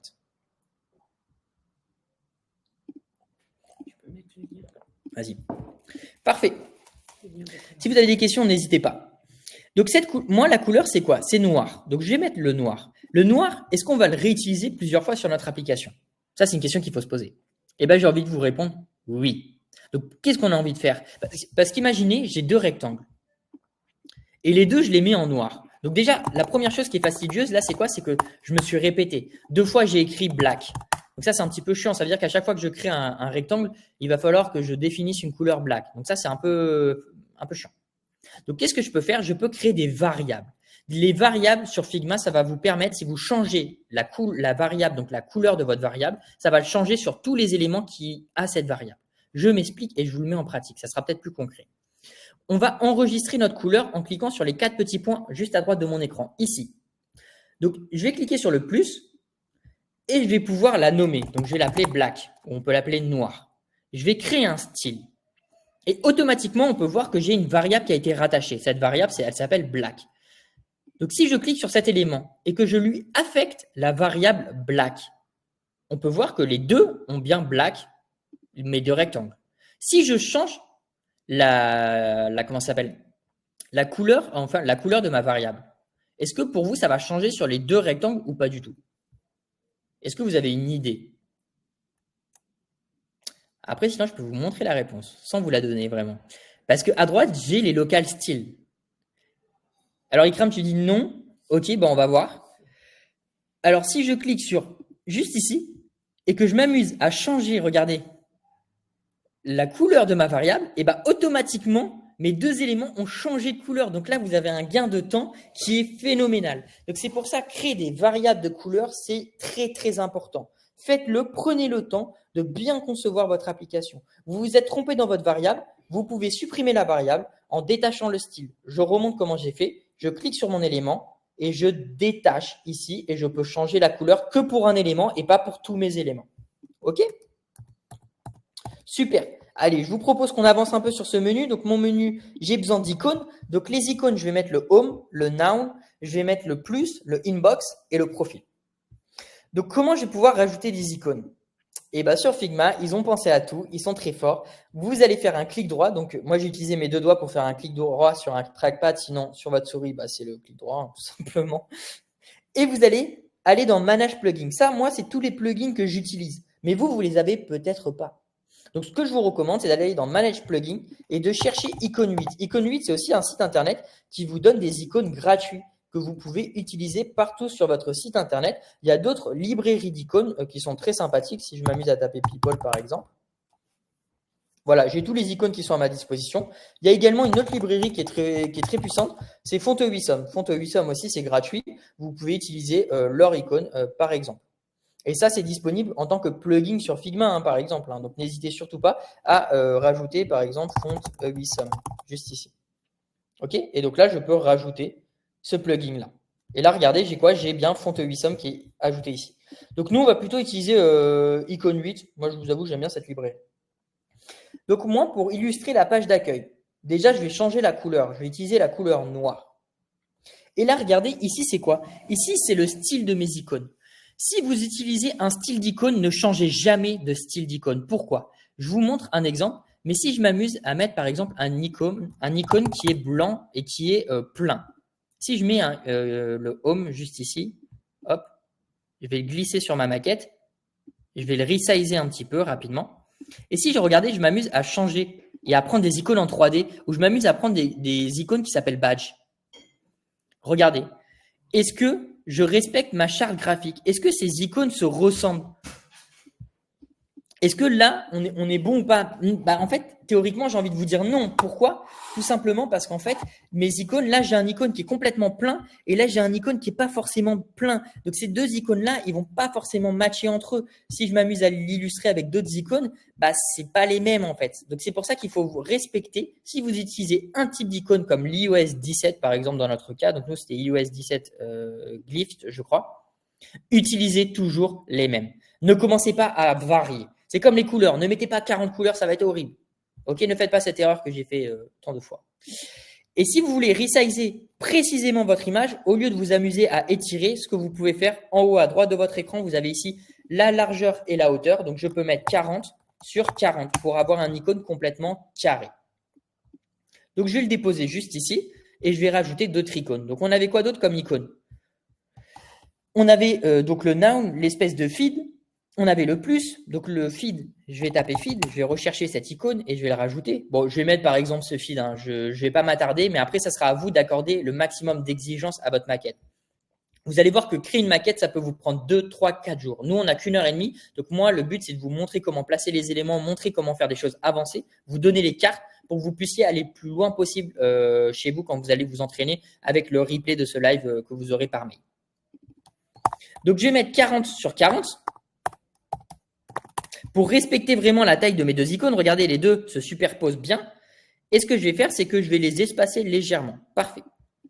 Alors, pour ceux qui veulent rajouter des images personnalisées, vous pouvez le faire. Regardez, ici, j'ai mon image et je vais pouvoir la drag and drop, la prendre et la glisser, déposer et ça va automatiquement l'ajouter sur mon Figma. Donc là, je vais pouvoir rajouter cette image, par exemple, redimensionner l'image, donc 40 sur 40 parce qu'on utilisait ça. Alors, hop, je vais remettre 40. Et là, je vais pouvoir la placer au milieu de mon écran. Et regardez ce qu'il me propose Figma. Il me met des barres rouges en haut et en bas. Ça veut dire que c'est aligné verticalement et c'est aligné horizontalement. Donc là, voilà comment intégrer par exemple votre image directement sur Figma en plus des icônes. Donc maintenant, on va devoir rajouter quoi? La bulle message et profil. Donc je vais rajouter ces icônes. Donc je refais un clic droit. Je vais dans Plugin, dans Icône 8 et je tape Message. je vous laisse choisir l'icône le plus approprié pour vous. Moi, je vais prendre des choses assez standards pour aller un petit peu plus vite et vous montrer vraiment des notions plus complexes. Parce que là, je pense que l'intégration d'icônes, vous l'avez bien intégrée. Donc, on va aller ailleurs. Hop. Super. Donc, j'ai bien mes messages. Par contre, l'espacement entre mes icônes, est-ce qu'il est identique sur tous? Regardez si je fais ça. Mon enveloppe, elle est bien espacée entre le plus et l'enveloppe. Par contre, le feed, il est bien espacé entre le plus et mon feed. Par contre, regardez, ma maison, elle n'est pas bien espacée. Donc, ce qu'il va falloir faire, c'est mettre les bons espacements. Donc là, Figma, il me met 33 sur 33. Et là, je vais devoir faire exactement la même chose. Je vais devoir jouer un petit peu sur la position de ma maison pour pouvoir l'aligner avec le bon espacement. Parce que si vous commencez à mettre des espaces comme ça, est-ce que c'est cohérent graphiquement ça? C'est pas joli, c'est bizarre. Et ben vous allez voir que au pixel près, c'est vraiment très important d'avoir quelque chose qui est très harmonieux en termes d'espace. Allez, je rajoute notre dernière icône et après on va passer à une nouvelle notion que certains peut-être connaissent. Alors on va aller sur le profil. Hop, on va rajouter, ouais, voilà, on va rajouter un petit bonhomme pour illustrer le profil. N'hésitez surtout pas, hein, si vous avez des questions, j'ai bien le live chat à côté. Hop, parfait. Profil et je rajoute mon icône. Alors, il est passé où cette icône? Alors, juste à gauche, vous pouvez voir, regardez ici, c'est tous les éléments là que j'ai. Donc, ici, j'ai l'UIKit et là, regardez, j'ai ma home, j'ai mon image là, c'est mon fameux icône. Donc là, je peux les sélectionner, je peux m'amuser à les supprimer, à les renommer. Donc, n'hésitez pas à bien les nommer. Page retour accueil, par exemple. C'est très important pour pouvoir vous y retrouver. Allez, je continue. Je vais terminer ma search bar et on va pouvoir passer à quelque chose de plus avancé. Hop, je les espace bien entre eux et voilà. Parfait. Donc là, maintenant, est-ce que vous voyez une problématique? Est-ce que si, selon vous, je tire sur mon rectangle, sur ma barre de recherche, est-ce que tous les éléments vont ensemble ou pas? Est-ce que vous avez la réponse à cette question ou pas du tout? Qu'est-ce qu'il faudrait faire pour que tous les éléments soient ensemble, en fait? Est-ce que vous avez une idée? Alors, Ikram, tu me dis les grouper. Effectivement, ouais, c'est une bonne notion. Donc, je pense que tu dois effectivement utiliser des logiciels un peu de design graphique. Parce que là, regarde, quand je prends mon background, regardez quand je prends ma barre de recherche, excusez-moi, qu'est-ce qui s'est passé? En fait, mes éléments, ils partent pas ensemble. Donc, je vais les sélectionner tous. Et sur Mac, je vais faire Command G. Sur les Windows, je vous recommande de faire Ctrl G. Et vous allez venir grouper les éléments, en fait. Et là, regardez ce qui s'est passé. À gauche, j'ai un groupe d'éléments que je vais nommer. Donc, je double-clique et je viens le nommer. Je vais l'appeler comment? Je vais l'appeler navbar. Elie, tu m'avais dit navbar, donc moi je reprends tes termes. C'est des très bons termes techniques. Et là, regardez ce qui se passe. Mes éléments, ils partent bien. Alors par contre, qu'est-ce que j'ai pas groupé? J'ai pas groupé tous mes éléments là. Ma maison, elle n'est pas prise et mon profil non plus. Donc il va falloir dégrouper les éléments. Donc pour les dégrouper, ou vous n'êtes pas forcément obligé de les dégrouper, vous pourrez rajouter vos éléments tout simplement en les drag and drop, en glissant déposer. Et si je récupère ma navbar, est-ce que ça marche bien cette fois-ci? Regardez, oui. Donc, si vous avez oublié un élément dans un groupe d'éléments, vous pouvez le sortir ou vous pouvez venir l'ajouter, en fait, tout simplement en vous amusant à les mettre de cette façon. Comme je joue avec mon curseur de haut en bas. Je joue sur l'arborescence de mes fichiers. OK. Super. Donc, qu'est-ce que je vais avoir besoin d'autre? Je vais peut-être avoir besoin du coup de refaire ce badge-là. Comment je fais le nombre de messages que vous avez là dans votre messagerie? On va devoir avoir quoi? Un cercle avec du texte à l'intérieur. Donc, comment je vais faire ce cercle? Je vais utiliser ellipsis et je vais pouvoir tout simplement le dessiner ici. Je vais le mettre. Je vais faire quelque chose d'assez rond. Donc, je vais mettre 40 sur 40 par exemple. Alors, peut-être que ça va être un peu gros. Donc, on va peut-être le diminuer. On va mettre 20 sur 20 par exemple. Hop. Je vais mettre ma pastille juste au-dessus de message. Cette pastille, elle était comment? Elle était rouge, on est d'accord? Du coup, je vais choisir la couleur rouge. Et qu'est-ce qu'on n'oublie pas de faire sur les couleurs? On crée quoi? Des variables. Donc, comment je vais faire? Je vais cliquer sur les 4 petits points. Je vais faire plus et je vais l'appeler rouge, par exemple. Et comme ça, si je change la couleur de ma variable, rouge, ça va la changer sur tous les éléments que j'aurai attribué la couleur. Voilà, vous voyez, là, je peux la changer. Parfait. Et dedans, qu'est-ce que je vais faire? Je vais mettre du texte. Je vais m'amuser à mettre 12. Donc là, on a 12 notifications, par exemple. Alors, mon texte, il est un peu gros, non? Et bah, qu'est-ce que je vais faire? Je vais le rapetissir. En jouant avec mes flèches du clavier, je peux le rapetissir ou le grossir de cette façon. Donc là, je vais mettre une taille de police de 10. Je vais le mettre au milieu et je vais le faire prendre l'intégralité de mon cercle. Et regardez qu'est-ce qui se passe. C'est que mon texte, il n'est pas bien centré avec mon rond. Et bah, comment je peux faire? Et bah, je vais pouvoir jouer avec mes propriétés à droite, comme sur Word. Align Center, donc pour l'aligner horizontalement, et je vais l'aligner comment? Verticalement. Et maintenant que j'ai mon texte avec le ellipsis, regardez mes deux éléments, ils sont à gauche de votre écran. Et bah, ce que je peux faire, c'est que je peux les sélectionner en faisant CTRL ou commande sur Mac, et je vais venir créer quoi? Ce que m'a dit Ikram, je vais créer un groupe d'éléments. Et je vais l'appeler comment? Je vais l'appeler badge. Donc ça sera un badge qu'on va pouvoir dupliquer. Si je veux dupliquer ce badge, je peux faire CTRL-C ou Commande-C, Commande-V. Et regardez ce qui s'est passé. J'ai dupliqué mes éléments comme je veux. Commande-C, Commande-V, etc. Sur Windows, CTRL-C, CTRL-V. Super. Donc là, on a bien notre barre de menu avec les notifications. Donc ça, déjà, c'est un bon point. Qu'est-ce qu'on a sur notre maquette? D'autres. On a bien le profil, super. Alors, on va peut-être avoir besoin de quelque chose. Bah, c'est quoi? Ça va être la vidéo, par exemple. Alors, la vidéo, comment je vais pouvoir faire? Je vais pouvoir mettre mon rectangle. Je vais pouvoir faire un clic droit et je vais rajouter une image. Donc, je vais utiliser le plugin Unsplash. Si vous n'avez pas le plugin, vous pouvez faire Manage Plugin et vous pouvez taper Unsplash. Ça va vous afficher des images libres de droit. Unsplash, c'est un site internet. Vous pouvez vous en servir aussi pour vos sites, et vous pouvez taper ce que vous voulez. Par exemple, si je tape woman, qu'est-ce que j'ai? J'ai bien, bah voilà, des profils de femmes, des femmes qui travaillent, etc. Donc, utilisez ces images, elles sont gratuites et c'est légal. Hein, c'est pas un hack. Super.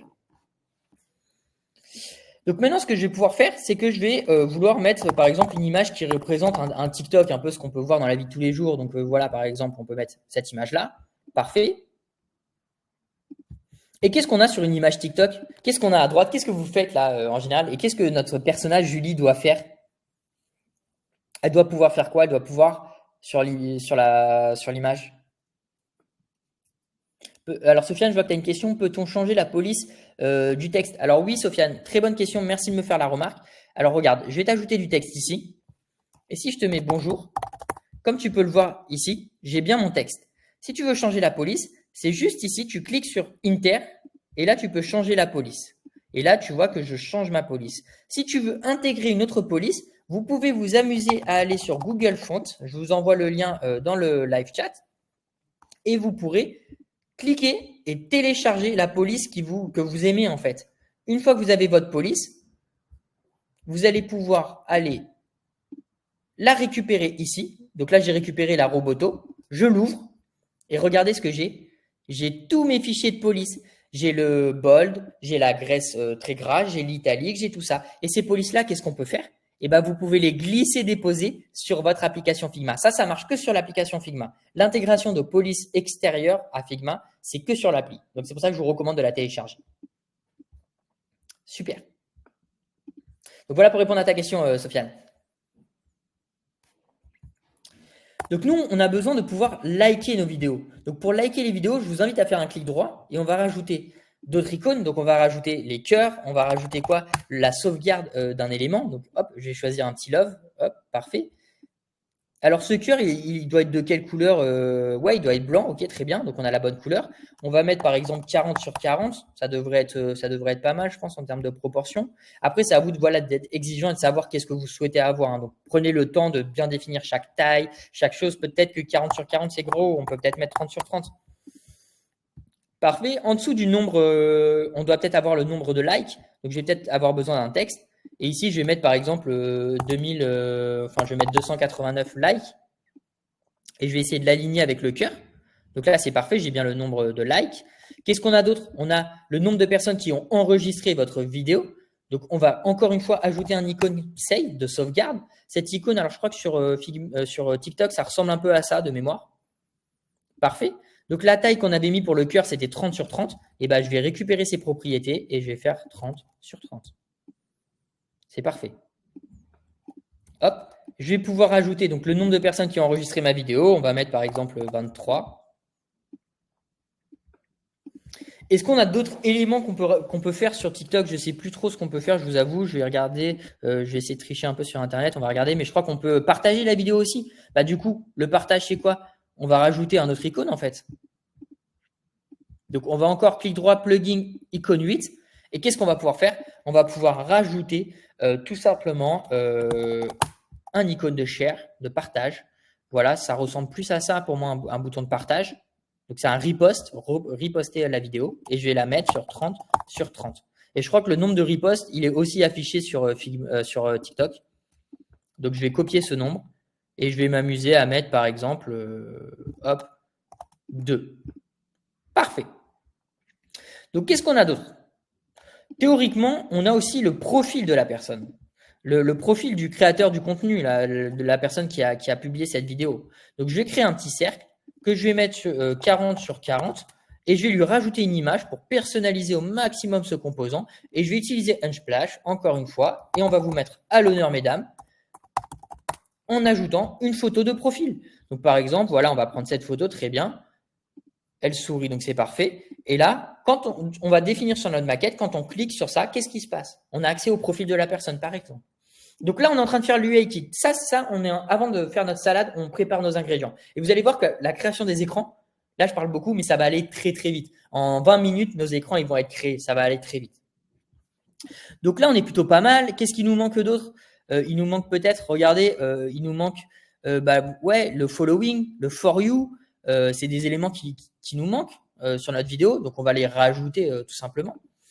Donc, je vais rajouter du texte following. Alors, je vais zoomer un petit peu pour que vous puissiez bien voir. Hop. Je vais peut-être le grossir un petit peu, mais ça, après, ça sera vraiment à vous de juger quelle est la taille de votre texte. Donc, on avait following et on avait la for you page. Alors, je crois que c'est for you tout court.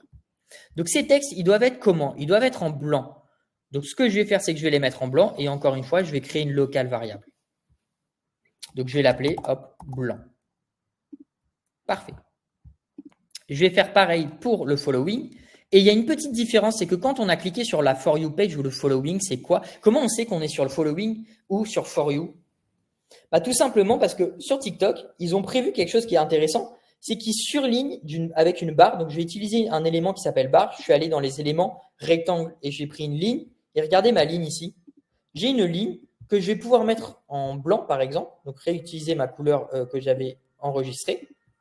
Je vais pouvoir grossir l'épaisseur. Donc, juste ici, vous voyez que là, j'ai l'épaisseur. Je vais mettre 3, par exemple. Et là, on sait que je suis sur cet onglet. Pourquoi? Parce que il est surligné, il est activé. Si on est sur le following, je clique sur following, et ben le trait, il va ailleurs. Il va autre part. Donc, nous, on est sur la For You page. Et l'inclinaison de mon angle, je l'ai à droite. Regardez, si je mets 90, j'ai une ligne verticale. Moi, je veux une ligne horizontale parfaitement. Donc, ça va être quoi? Ça va être 0 degré. Hop. Et là, j'ai bien quoi? J'ai bien le For You qui est surligné. C'est parfait. On avait Sofiane qui nous disait, Alexis, il te faut absolument une barre de recherche. Eh bien, tu as raison. On va rajouter dans icône 8 une barre de recherche. Donc, on va taper cherche et on rajoute un petit icône de recherche. Hop. Alors, attention de bien sélectionner votre élément à vous. Et la taille de nos icônes, on était sur du 30 ou du 40. Donc, on va voir si ça fait l'affaire. Je vais le mettre juste ici. Parfait. Et donc là, j'ai bien mon icône de recherche. Donc, jusqu'ici, on est plutôt bien. On a un dernier icône qu'on peut rajouter, c'est le fait de passer en live. Vous pouvez passer en live sur TikTok. Et donc, si on s'amuse à ajouter l'icône live, hop, parfait. Juste ici, pour donner la possibilité à notre utilisateur de passer en live, hop, je vais le rajouter ici. Et je vais lui remettre une taille de 30 sur 30. Donc là, on se répète, hein, c'est un peu fastidieux. Hein, je vous ai dit, l'UI Kit, ce n'est pas vraiment le plus excitant, honnêtement. Parfait. Donc, je vais respecter un petit peu les alignements grâce à Figma. Parfait. Et donc là, voilà. Là, j'ai mon UI Kit qui est plutôt prêt. J'ai envie de vous dire, là, on n'a qu'une envie, c'est de commencer à dessiner nos écrans. Donc, on va passer à la conception de nos écrans. S'il nous manque des éléments dans l'UI Kit, c'est pas grave. On les rajoutera au fur et à mesure qu'on avance. Si vous avez des questions, n'hésitez surtout pas à nous les poser. Donc, parfait. Donc, nous, il faut qu'on dessine la page d'accueil. La page d'accueil, théoriquement, on peut quoi? On peut dupliquer cet écran, non? Parce que cet écran, en vrai, c'est un peu la page d'accueil. Donc, comment je duplique un écran? Je clique sur le nom de mon écran. Ici, je clique sur UI Kit ou je clique à gauche, ici, sur l'écran. Je vais faire Command-C ou Ctrl-C pour les Windows. commande C, commande V. Et regardez ce qu'il a fait, c'est qu'il m'a dupliqué mon écran. Et donc là, je vais le renommer et je vais l'appeler comment? Je vais l'appeler accueil. Donc ça va être le début de ma maquette. C'est le premier point. Je vais l'isoler. Vraiment, je vais l'isoler. Parfait.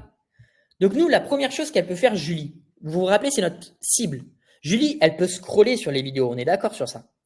Et bien, ce qu'on va faire, c'est qu'on va dupliquer notre écran. On va créer une variante d'écran pour expliquer aux développeurs que si on clique sur l'image ou si on swipe sur l'image, eh ben, on va avoir un comportement, on va avoir une autre vidéo qui apparaît. Pour ce faire, on va cloner notre page d'accueil et je ne vais pas faire des écrans de gauche à droite. Quand c'est une variante d'écran, en fait, je suis en train de montrer aux développeurs, il y a une feature, il y a une fonction sur mon écran. On reste sur la page d'accueil, mais elle est un peu différente, cette page d'accueil. Je vais mettre les écrans de haut en bas. De haut en bas, ça veut dire aux développeurs, attention, il y a une feature importante à coder, à développer.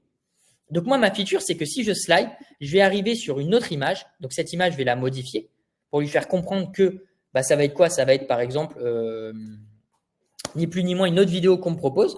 Donc je vais prendre une autre image et on va prendre par exemple, quelqu'un qui fait un TikTok. Et voilà, donc là, on me propose une autre image. Très bien. La prochaine étape qu'on va pouvoir faire, c'est que Julie, elle veut accéder, par exemple, elle veut pouvoir liker cette vidéo. Donc, comment je vais pouvoir faire ce système de like? Et bien, vous allez voir que c'est très simple. Je vais dupliquer cet écran. Et ce que je vais faire, c'est que quand elle va cliquer sur le cœur qui est blanc, et ben, je vais tout simplement changer mon icône et je vais le mettre en rouge. Et vous allez voir que quand on va cliquer sur notre maquette, quand on va la rendre vivante, et ben automatiquement les couleurs vont changer avec des animations qui vont être très bien faites. C'est pas un PowerPoint 2.0, hein, non, on va beaucoup plus loin que ça. Donc je vais supprimer mon icône et je vais rajouter un autre icône, mais cette fois-ci de couleur rouge, un peu pétante. Et je vais mettre Love ou Hearts. Parfait. Avec mon très bel accent anglais en plus, là je vous fais plaisir vraiment. Et on n'oublie pas que la taille de nos icônes, c'est 30 px sur 30 pixels. Donc, je mets 30 pixels sur 30 pixels. Parfait. Je fais gaffe à mes alignements. Et là, on peut voir qu'elle a liké. Alors, je ne sais pas si sur TikTok, il change la couleur du texte, mais nous, on peut se faire un petit kiff, j'ai envie de vous dire. Et on peut s'amuser à le mettre bien rouge, saignant. Bon, c'est peut-être un peu violent, mais bon, voilà. Et donc là, quand on va cliquer, automatiquement, on va passer de cet écran à cet écran. Et donc, vous allez voir que c'est assez magique, c'est assez bien fait. Donc, quelle est la deuxième? Donc, ça, c'est l'accueil liké. Et là, je vais marquer accueil numéro 2. Donc, c'est une variante d'écran. Variante d'écran. Voilà, hop, j'ai nommé mes écrans. Hein, n'oubliez pas de les nommer. Donc, qu'est-ce qu'elle peut faire, Julie? Elle va vouloir cliquer sur son profil, donc sur cette icône, et arriver sur sa page profil. Alors, sa page profil, on va tricher un peu parce que nous, du coup, on a déjà l'application TikTok qui existe, mais on va essayer de reproduire cette page profil. Donc, on doit faire quoi? On doit avoir un avatar, on doit avoir un petit plus pour un post, on doit avoir le pseudo de la personne, on doit avoir le nombre de suivis, le nombre de followers, le nombre de personnes qui aiment, et on doit avoir ce menu avec les vidéos likées, les enregistrées, les privés, le menu. Et comment faire un menu avec une drop-down? Comment avoir des éléments dynamiques? Et bien ça, on va s'amuser à le faire. Donc, je vais créer la page profil de Julie. Donc, ce que je vais faire, c'est que je vais reprendre le comportement naturel. Donc, c'est-à-dire que mon écran, je vais le mettre après mon accueil. Donc, ça, c'est un nouvel écran. Ce nouvel écran, je vais l'appeler comment? Je vais l'appeler profil. Parfait. Je vais pouvoir supprimer quoi? Je vais pouvoir supprimer un peu tous les éléments, sauf la barre de navigation. La barre de navigation sur l'application TikTok, elle est présente de A à Z. En fait, c'est ce qui vous permet de switcher de page assez rapidement avec votre pouce. Pourquoi on met la barre aussi de recherche en bas? Parce que si vous la mettez en haut, est-ce que vous pensez que c'est accessible pour votre utilisateur? Si vous êtes sur votre iPhone, c'est accessible avec votre pouce d'aller chercher en haut? Non, c'est quelque chose qui est fastidieux, qui n'est pas facile. Donc, c'est plus facile de cliquer en bas de votre iPhone plutôt que d'aller chercher en haut. Donc, c'est pour ça que je vous recommande vivement, en général, sur des applis mobiles, de mettre la barre de menu, la nav bar, comme dit Ellie, plutôt en bas. Parfait. Donc maintenant, la page profil, on avait quoi? On a dit qu'on avait un avatar. On avait un petit plus pour ajouter des amis, ouais, parce qu'on a peut-être des amis dans la vie, donc on a peut-être envie de les ajouter sur TikTok pour voir leur contenu. Donc déjà, on va commencer par l'avatar. L'avatar, c'est quoi? C'était un ellipsis, c'était un rond. Alors, un avatar, les mesures en général dans le web, c'est un peu conventionnel, mais après, vous pouvez bien sûr jouer un peu avec ça. C'est 80 sur 80. Hein. On va s'amuser à jouer sur ça. Hop. Donc, je mets 80 sur 80 et je vais rajouter une image en faisant un clic droit. Et là, on se répète Unsplash encore une fois. Et je vais m'amuser à faire quoi? Je vais m'amuser à mettre une image, par exemple. Allez, on va partir un peu loin. On va essayer de mettre, par exemple, alors, Julie, elle est fan de quoi si elle n'a pas mis sa photo? Elle peut être fan d'un film. Bon, allez, on va mettre Oui. Je sais pas s'il y a Oui. Non, il n'y a pas Oui sur Unsplash. Je suis désolé. Bon, je vais vous mettre une image d'une femme. Ce sera plus simple. Parfait, on va reprendre cette photo. Nickel. Et donc là, par exemple, on va devoir, pour être plus fidèle, va falloir ajouter, par exemple, son arrobase, son hashtag. Comment on peut l'appeler? Donc, on va lui rajouter son nom juste ici, arrobase Julie778, par exemple. Donc ça, cette typo, on va l'agrandir un petit peu. On va utiliser du 18 pixels, par exemple. On va utiliser du inter. Inter, c'est quelque chose qui est assez conventionnel dans le web. On va le mettre juste en dessous de sa photo. Par exemple, on va vouloir peut-être le rendre un peu plus gras. Après, c'est à vous de déterminer ce qu'on le rend plus gras, plus light. C'est vraiment en fonction de vos préférences. Donc, @Julie, parfait. Qu'est-ce qu'on avait d'autre sur ça? On avait un menu ici. Bah parfait, on va le rajouter. C'est un icône ça. Hein. Alors, c'est pas une splash qu'il faut utiliser, pardon, c'est icône 8. Donc, je vais la rajouter. Je vais dans icône 8 et je vais l'appeler menu. Et là, regardez, je récupère mes petites barres. Donc, ça, c'est parfait. C'est trop bien. Ils ont tout pensé. Ils ont pensé à tout, icône 8. Donc, je vais le placer en haut. On va mettre 40 sur 40. Parfait. Je vais le positionner juste ici, de façon à ce que les marges soient bien respectées sur mon application Figma. Parfait. Qu'est-ce qu'on peut rajouter d'autre en plus du menu? On avait quoi? On pouvait ajouter des amis de mémoire. Donc, on va faire add, on va ajouter des personnes. Donc, je vais ajouter un icône. Je vais aller dans plugin, icône 8. Et je vais en faire add. Et je vais rechercher quelque chose qui montre qu'on peut ajouter des personnes. Bah, parfait, je vais utiliser ça. Et on va mettre 30 sur 30. Je vais le coller en haut à gauche. Parfait. Qu'est-ce qu'on avait d'autre? On avait le nombre de followers qui était exprimé ici, non? Bah, du coup, on va se les mettre ici. On va mettre par exemple qu'elle a 10 followers. Alors ouais, elle n'est pas encore très connue. Elle vient d'ouvrir son compte TikTok, Julie, du coup. Hop, je vais sélectionner et je vais mettre par exemple 40. Je vais le mettre un peu plus gras, un peu plus pétant, un peu plus fort. Est-ce que ça respecte ce qu'on a? Alors, c'est peut-être un peu plus petit. Donc là, on va peut-être 40, c'est peut-être un peu beaucoup. On va peut-être mettre par exemple 30. Voilà. Hop, on va essayer de le positionner ici. Juste en dessous, on avait du texte qui était légèrement grisé et c'était le nombre de personnes qui la suivaient. Donc, on va le mettre juste en dessous de suivi et on va diminuer la police. Donc, on va retourner sur une police. Donc, nous, on utilisait du 18 pixels, par exemple. Donc, je vais descendre un petit peu ma police. Donc, il y a 10 personnes qui la suivent. Qu'est-ce qu'on peut faire? Il y avait quoi? Il y avait le nombre de followers. Donc là, je vais mettre follower. Donc elle a par exemple 400 followers, parfait. On avait quoi d'autre? On a le nombre de j'aime. Donc ça, on va le dupliquer. On fait commande C, commande V. Et après, on s'amuse à bien respecter les bons espaces. Donc elle a par exemple, je ne sais pas, 120 j'aime. Sauf que le texte, moi, il est noir. Le texte ici, il est moins gras et il est gris. Donc ce que je vais faire, c'est que je vais venir le griser. Alors vous pouvez taper gray, tout simplement ici. Et si vous n'êtes pas content du gris, parce que moi là je ne suis pas satisfait, vous pouvez cliquer dessus et rajouter de l'opacité, un petit peu plus de blanc. Et là voilà, là on a un gris un peu plus fidèle. Mais la police elle est trop grasse, donc on va peut-être la rendre un peu plus légère. Là regardez, ça ressemble quand même plus à ça, plutôt que le gros pâté que j'ai ici. Donc ça va falloir le dupliquer. Il va falloir que je copie ses propriétés. Donc cette couleur, je vais l'enregistrer encore une fois. Hein, je vais faire le plus. Et je vais l'appeler gray. Parfait. Donc du coup, je vais utiliser la couleur que j'ai enregistrée. Parfait. Et on va utiliser exactement la même graisse. Donc on va utiliser du régular. Parfait. Et là, on a une typo qui est en adéquation, qui est identique sur les 3 onglets. Parfait. Donc qu'est-ce qu'on a d'autre? Ah, ici, regardez, on a des barres de séparation. Donc, Donc ce qu'on peut faire, c'est sélectionner Line et rajouter notre petite barre juste ici. Donc l'angle, c'est 90 degrés vu qu'on veut quelque chose de vertical. Et on va pouvoir la mettre en gris. Donc on va pouvoir récupérer la couleur qu'on s'est enregistrée ensemble. mettre un petit gray ici, hop, et la positionner au milieu. Et je vais pouvoir la dupliquer en commande C, commande V et la glisser, hop, sur la deuxième partie de mon écran. Voilà, là déjà, c'est un petit peu plus fidèle. Mais ça, c'est peut-être encore un petit peu trop pâteux, par exemple. On peut peut-être venir dégraisser ça. Après, encore une fois, c'est à vous de savoir quelle exigence vous voulez accorder à votre maquette. Donc, plus vous allez passer de temps, plus elle sera fidèle à votre idéologie. Parfait. Je vais rajouter le bouton modifier le profil et on va commencer à passer aux onglets et on va voir comment on va faire du clic sur des onglets. Donc, le bouton, il y avait un bouton qui s'appelait modifier mon profil. Un bouton, c'est quoi? Un bouton, c'est un rectangle. Dans ce rectangle, qu'est-ce qu'on a? On a du texte. On est d'accord sur ça. Donc, sur mon texte, je vais mettre modifier mon profil. Alors, mon texte, il est un peu trop gros. Donc, ce que je vais faire, c'est que je vais le mettre en 18 pixels. Je vais le mettre en régular. Et ce que je vais faire, c'est que je vais le mettre au milieu de mon bouton. Sauf que là, j'ai un problème, c'est que si je clique sur le bouton, regardez, mon texte, il ne suit pas. Qu'est-ce que j'ai oublié de faire? Si vous suivez, si vous êtes encore avec moi là, est-ce que vous êtes encore avec moi?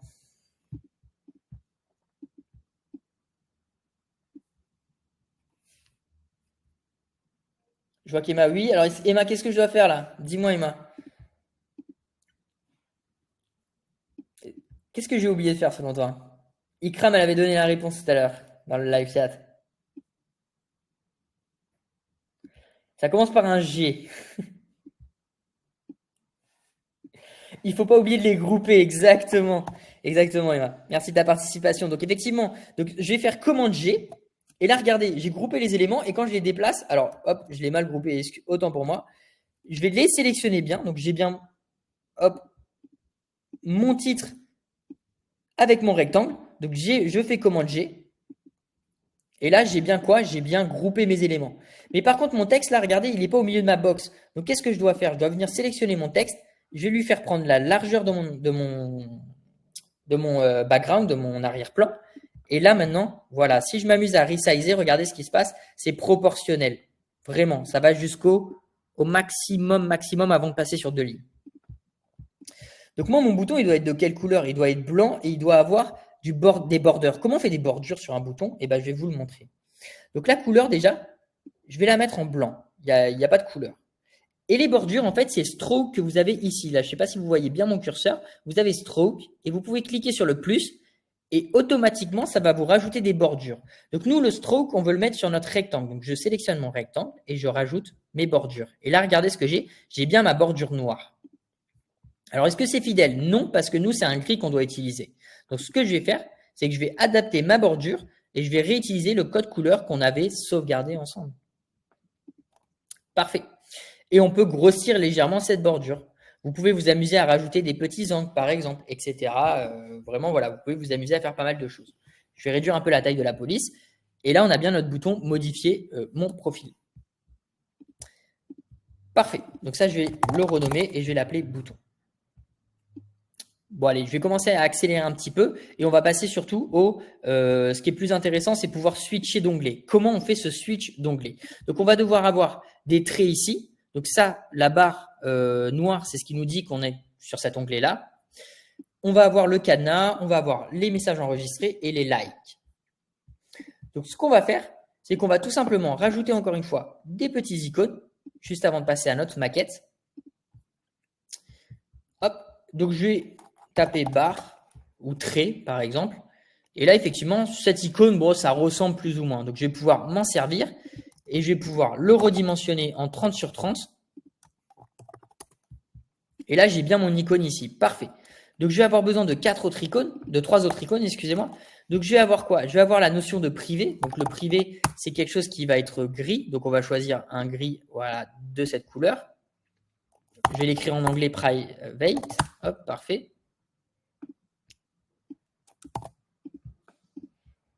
Donc, j'ai bien mon cadenas. Je vais le mettre 30 sur 30.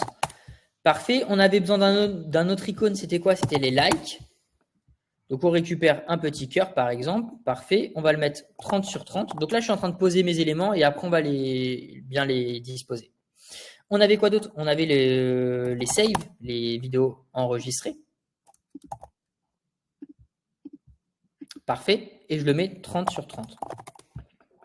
Allez, on va pouvoir maintenant les dispatcher sur notre screen, sur notre wireframe.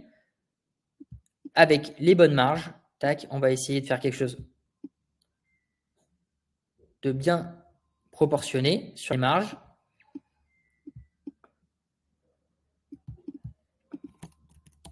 Hop, parfait.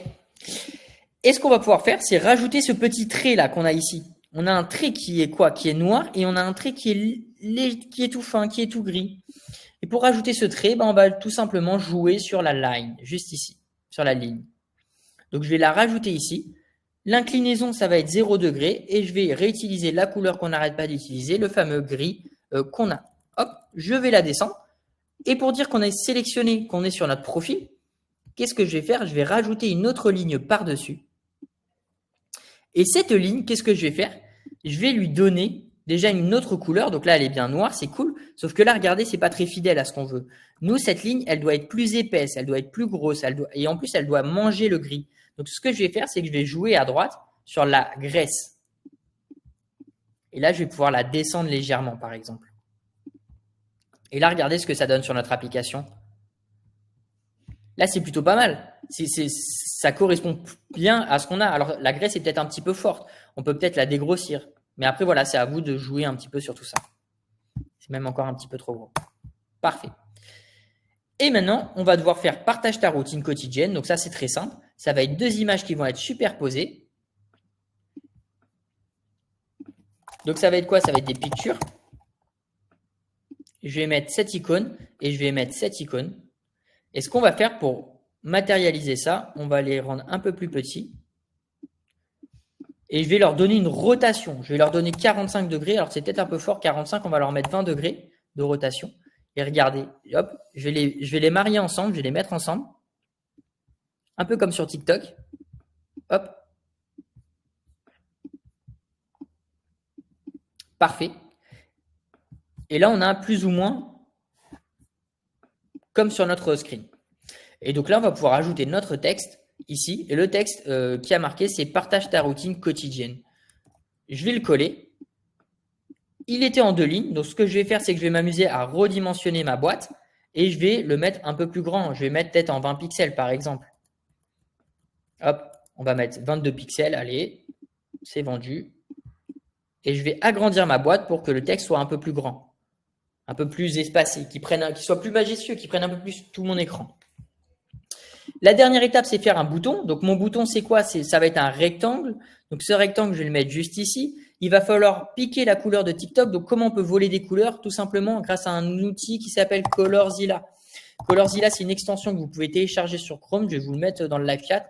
Vous pouvez l'installer et regarder ce qu'on va pouvoir faire avec Colorzilla. C'est que si je m'amuse à vouloir, par exemple, piquer n'importe quelle couleur sur le web, si je m'amuse à taper TikTok profil, allez dans Image, je vais pouvoir voler le rouge de TikTok. Donc, je vais pouvoir sélectionner ici Pick Color. Et là, regardez, je vais piquer ce rouge-là pour l'intégrer à ma maquette. Alors, je ne sais pas si avec le partage d'écran, la fidélité des couleurs est bien respectée. Mais là, regardez, hop, j'ai bien le rouge de TikTok. Enfin, le rouge rose. Et je vais le rajouter et je vais taper rose primaire. Parfait. Colorzilla, je vous l'envoie tout de suite. Hop, juste ici. Alors, où est-ce qu'on trouve les angles, Emma, pour ta question? C'est très simple. Tu vas pouvoir ajouter des angles. Donc, tu sélectionnes l'élément que tu veux modifier. Donc, par exemple, tu veux modifier ton rectangle et tu as les angles juste à droite ici. En haut à droite, tu peux rajouter des angles en rajoutant 20 par exemple. Et ça veut dire 20 pixels. Tu peux mettre 10 pixels, tu peux mettre 5 pixels, etc. Et là, on peut voir que notre forme, regarde, elle est déjà plus arrondie. Notre bouton, il est plus arrondi. Donc, voilà où tu peux mettre les angles. C'est juste en haut à droite dans les propriétés, Emma. Mais je t'en prie, avec grand plaisir. Parfait. Bah écoutez, on va rajouter ce texte sur notre écran. Donc, on avait quoi? C'était téléverser une vidéo. Donc, encore une fois, je vais faire ce que Emma m'avait conseillé. Emma, tu m'avais dit de mémoire de grouper mes éléments. Et ben, on va les grouper. Et cet écran, je pense qu'il va être terminé. Donc, on va l'appeler bouton Call to Action. On fait une appel à l'action, Call to Action. Parfait, donc cet écran, il est plus ou moins fini. Donc nous, maintenant, Julie, elle a une possibilité, c'est de pouvoir cliquer sur le cœur. Donc comment on peut faire cliquer Julie sur le cœur? Bah, ça va être très simple, c'est qu'on va dupliquer cet écran et on va encore une fois créer une variante d'écran. Donc je vais disposer cet écran ici, je vais le dupliquer, je vais le descendre en bas. Et ce que je vais faire cette fois-ci, Hop. Alors, excusez-moi. Tac. Je le repositionne et je le reduplique. Et ce que je vais faire, c'est que c'est le cœur qui va être, par exemple, en noir. Et la petite barre, là, noire, ici, regardez où je vais la déplacer. Je vais la déplacer en dessous du cœur. Et les barres ici, je vais le remplacer par un icône qui va être en gris, de façon à montrer que ça, c'est plus sélectionné, ce n'est plus choisi. Donc, si je retape barre, hop, j'ai bien mon icône. Donc, on avait mis 30 pixels sur 30 pixels. Donc, je vais le remettre à sa place, ni plus ni moins. Et le cœur, il devait être, du coup, sélectionné en noir. Et donc, je vais mettre mon cœur ici, 30 sur 30. Et là, ça va donner une impression qu'on est bien sur cet onglet-là, que j'ai cliqué dessus. Alors, du coup, si on est dans nos vidéos likées, qu'est-ce qu'on a? On a accès à quoi? On a accès à des vidéos. Donc, les vidéos, je vais les matérialiser par des rectangles. Et ces rectangles-là, qu'est-ce qu'on peut faire? On peut leur attribuer des images pour montrer que, par exemple, tout simplement, c'est des vidéos différentes l'une à la suite des autres. Donc, on va mettre des vidéos d'animaux, par exemple, parce que Julie, elle est fan de tout ce qui est animaux. Et on va pouvoir dupliquer nos box.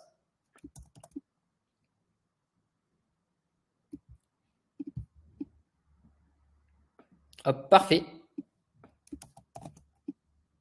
Et je vais pouvoir en mettre plusieurs. Un grand tip, ce que je vais vous montrer, parce que ça, c'est très important de savoir faire, c'est que vous pouvez vous amuser. Si vous voulez que votre utilisateur il scrolle vers le bas, donc aller le plus bas possible sur votre application, vous pouvez vous amuser à agrandir votre écran en hauteur. Ne le faites jamais en largeur. Pourquoi? Parce que ça veut dire qu'on peut scroller horizontalement, donc ça, il ne faut surtout pas le faire. Mais en hauteur, vous pouvez. Et là, regardez, ça veut dire qu'on aura un scroll de haut en bas. Et cette barre de navigation, je vais la laisser à cette place parce que je vais vous montrer comment faire pour qu'elle vous suive tout au long de la navigation sur le prototype. Le prototype, on va bientôt y venir, je vous rassure, dans 5 petites minutes. Donc, je vais dupliquer ces icônes. Hop, je vais essayer de garder les mêmes espaces. Parfait. Ma barre de navigation, je vais la faire passer juste au-dessus. Parfait. Hop, je vais rétrécir un petit peu cet écran. Et maintenant, ce qu'elle va pouvoir faire, Julie, est-ce qu'on a un autre écran à dessiner? C'est que si elle clique sur le menu, il y a des paramètres qui s'ouvrent. Et comment on va pouvoir faire ces paramètres? Eh ben, on va venir dupliquer ces écrans. Et je vais vous montrer, c'est très simple. On va faire en fait ni plus ni moins une drop-down. C'est que je vais recouvrir l'intégralité de l'écran d'un rectangle que je vais définir en noir avec un petit peu d'opacité pour venir matérialiser cette petite box qui va s'animer, qui va venir pour venir paramétrer mon compte. Et du coup, je vais rajouter un rectangle ici. Et là, ça va être le menu de mon application. Hop, je vais le mettre en blanc. Et ce que je vais faire, c'est que je vais pouvoir mettre, par exemple, ici, paramètres. Je vais pouvoir mettre confidentialité, tout ce que vous avez sur TikTok, ni plus ni moins. On va peut-être pouvoir baisser un petit peu la police, mais vous avez plusieurs choses. Hein. Hop, on a paramètres, on a, je crois, confidentialité,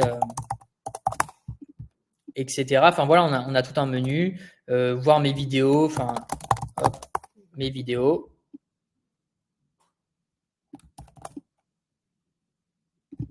Et après, voir les stats de mes posts. Voilà, c'est juste pour mettre un petit peu de contenu sur ma slide. Et ce qu'on va faire, c'est qu'on va mettre une petite croix pour que l'utilisateur puisse fermer cette box. Je mets une petite croix juste ici. Et je vais même reprendre son icône parce que ça peut être sympa de le mettre sur la barre de menu.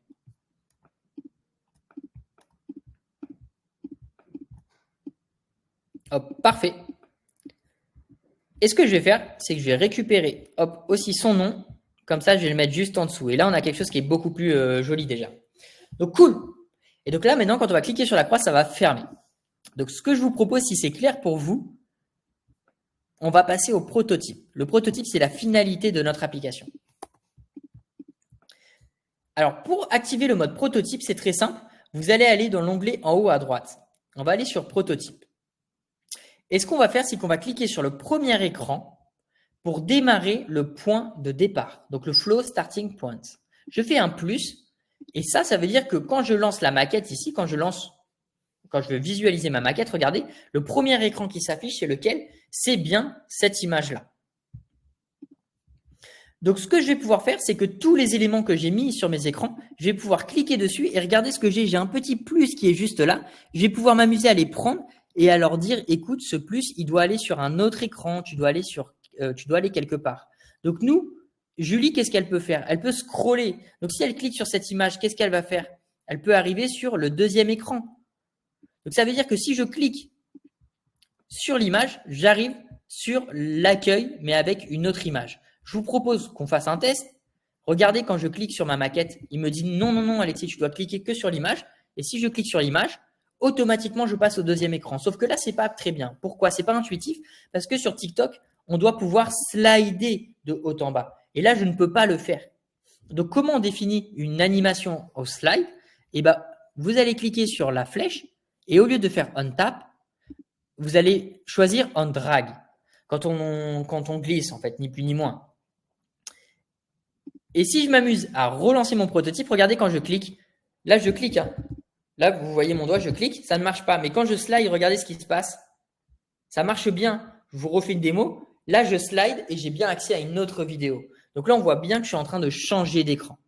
Donc voilà la petite astuce qui peut être sympa pour vous. Donc Julie, si elle clique sur le cœur, par exemple, on va arriver sur quel écran? Sur l'écran avec l'accueil liké où on a notre fameux cœur en rouge. Bon, le texte en rouge, on va peut-être le remettre en blanc. Parce que c'est peut-être un peu fort. Hop, comme ça, là, on va montrer qu'elle a appuyé sur ça. Qu'est-ce qu'elle peut faire d'autre? Elle peut cliquer sur son profil. Donc, je vais cliquer sur l'onglet profil. Et si elle clique sur son profil, elle va arriver où? Elle va arriver sur cet écran ici. Ici, ni plus ni moins. Qu'est-ce qu'elle peut faire si elle clique sur, par exemple, la barre de menu? Elle va pouvoir arriver sur quel écran? Sur cet écran-là. Si elle clique sur cette barre de menu, elle va arriver sur cet écran ici. Donc, en fait, toutes les possibilités, tous les éléments qu'on peut cliquer, il faut absolument que vous les liez tous, sans exception. Sinon, votre maquette ne sera pas fonctionnelle. Si je clique, par exemple, sur le cœur ici, j'arrive où? J'arrive sur cet écran ici. Si je clique sur la home, je suis censé arriver où? Sur ma page d'accueil. Donc, tous les liens logiques de votre maquette, vous devez les définir. Ne pas en oublier, hein, sinon, vous allez être bloqué sur votre maquette. OK? Donc, ça, c'est vraiment très, très important. Donc là, si on reclique sur notre profil, par exemple, on doit pouvoir revenir sur notre page profil. Si je clique sur la page d'accueil, donc tous les pages d'accueil, tous les homes, donc toutes les maisons, je dois le faire revenir ici. À chaque fois, perpétuellement, etc., etc. Si je clique sur la croix de ma maquette, je reviens où? Je reviens sur la page profil, par exemple. Hop, alors c'est peut-être le deuxième qu'on a fait ensemble. Voilà, juste ici. OK. Ce que je vous propose, c'est qu'on teste un peu ces liens et on va voir qu'il y a un problème au niveau de la slide profil et aux deux niveaux de slide profil. Allez, c'est parti. On lance notre maquette. Donc, je slide une première fois. Julie, elle like la vidéo. Regardez ce qui s'est passé. J'ai bien le cœur, j'ai bien la vidéo qui a été likée. Je vous refais la démonstration. Je clique dessus. Ça a bien été liké. Qu'est-ce qu'elle fait, Julie? Elle accède à son profil. Donc là, j'ai bien mon profil. Si je clique sur les trois traits sur le menu, regardez ce que j'ai. J'ai bien mon profil qui s'active. Et si je ferme, j'ai bien quoi? J'ai bien le menu qui se ferme. Je peux l'ouvrir et le fermer. Donc ça, c'est plutôt cool. Qu'est-ce qu'elle peut faire d'autre? Normalement, Julie, elle est censée pouvoir cliquer sur son profil ici. Donc ça veut dire que j'ai oublié un lien logique. Donc je vais rajouter ce lien logique ici pour pouvoir revenir sur cette slide. Je vous propose qu'on revienne sur notre maquette. Est-ce que ce lien est cliquable maintenant? La réponse est oui. Donc, je peux m'amuser à changer d'onglet. Et là, on a une application qui est plutôt interactive, intuitive. Mais le problème, là, regardez mon menu. Il ne suit pas mon écran. C'est problématique, c'est pas joli. Eh bien, on va pouvoir le fixer sur notre écran. Pour le fixer, vous allez le sélectionner votre élément et vous allez mettre la position en haut à droite. Vous avez sticky. Sticky, ça veut dire que c'est collé. Voyez-le comme une glue, ça va être collé en bas de l'écran. Donc, si maintenant je m'amuse à retester ma maquette, alors hop, je vais récupérer mon élément, je vais mettre fixed, excusez-moi, stay in place pour qu'il ne bouge pas. Et je vais, j'ai pas d'interaction à rajouter normalement et je vais relancer ma maquette. Et on va voir si ça fonctionne. Donc, je slide. Très bien. Qu'est-ce que je fais d'autre? J'accède au like. Super.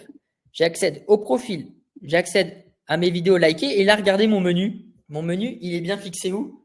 Il est bien fixé à mon écran quand je slide. Donc ça, c'est une super bonne pratique à avoir. Et donc ça, c'est les petits tips qui font que vous allez être un designer professionnel.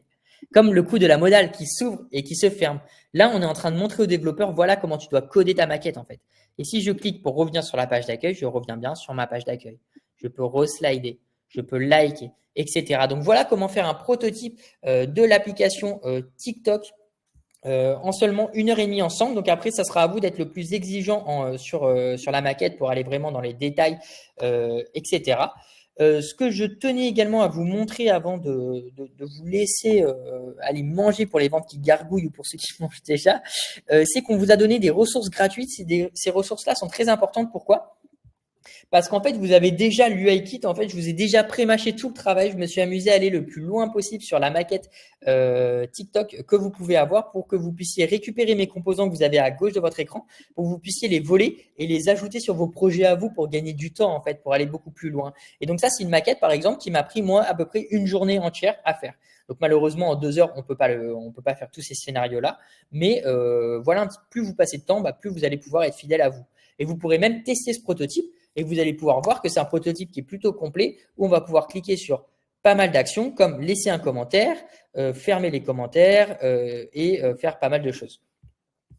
Donc voilà pour moi. N'hésitez pas si vous avez des questions. J'espère que j'ai été clair, que vous avez passé un super moment qu'on a bien kiffé tous ensemble. Hop, je vous remets juste ici.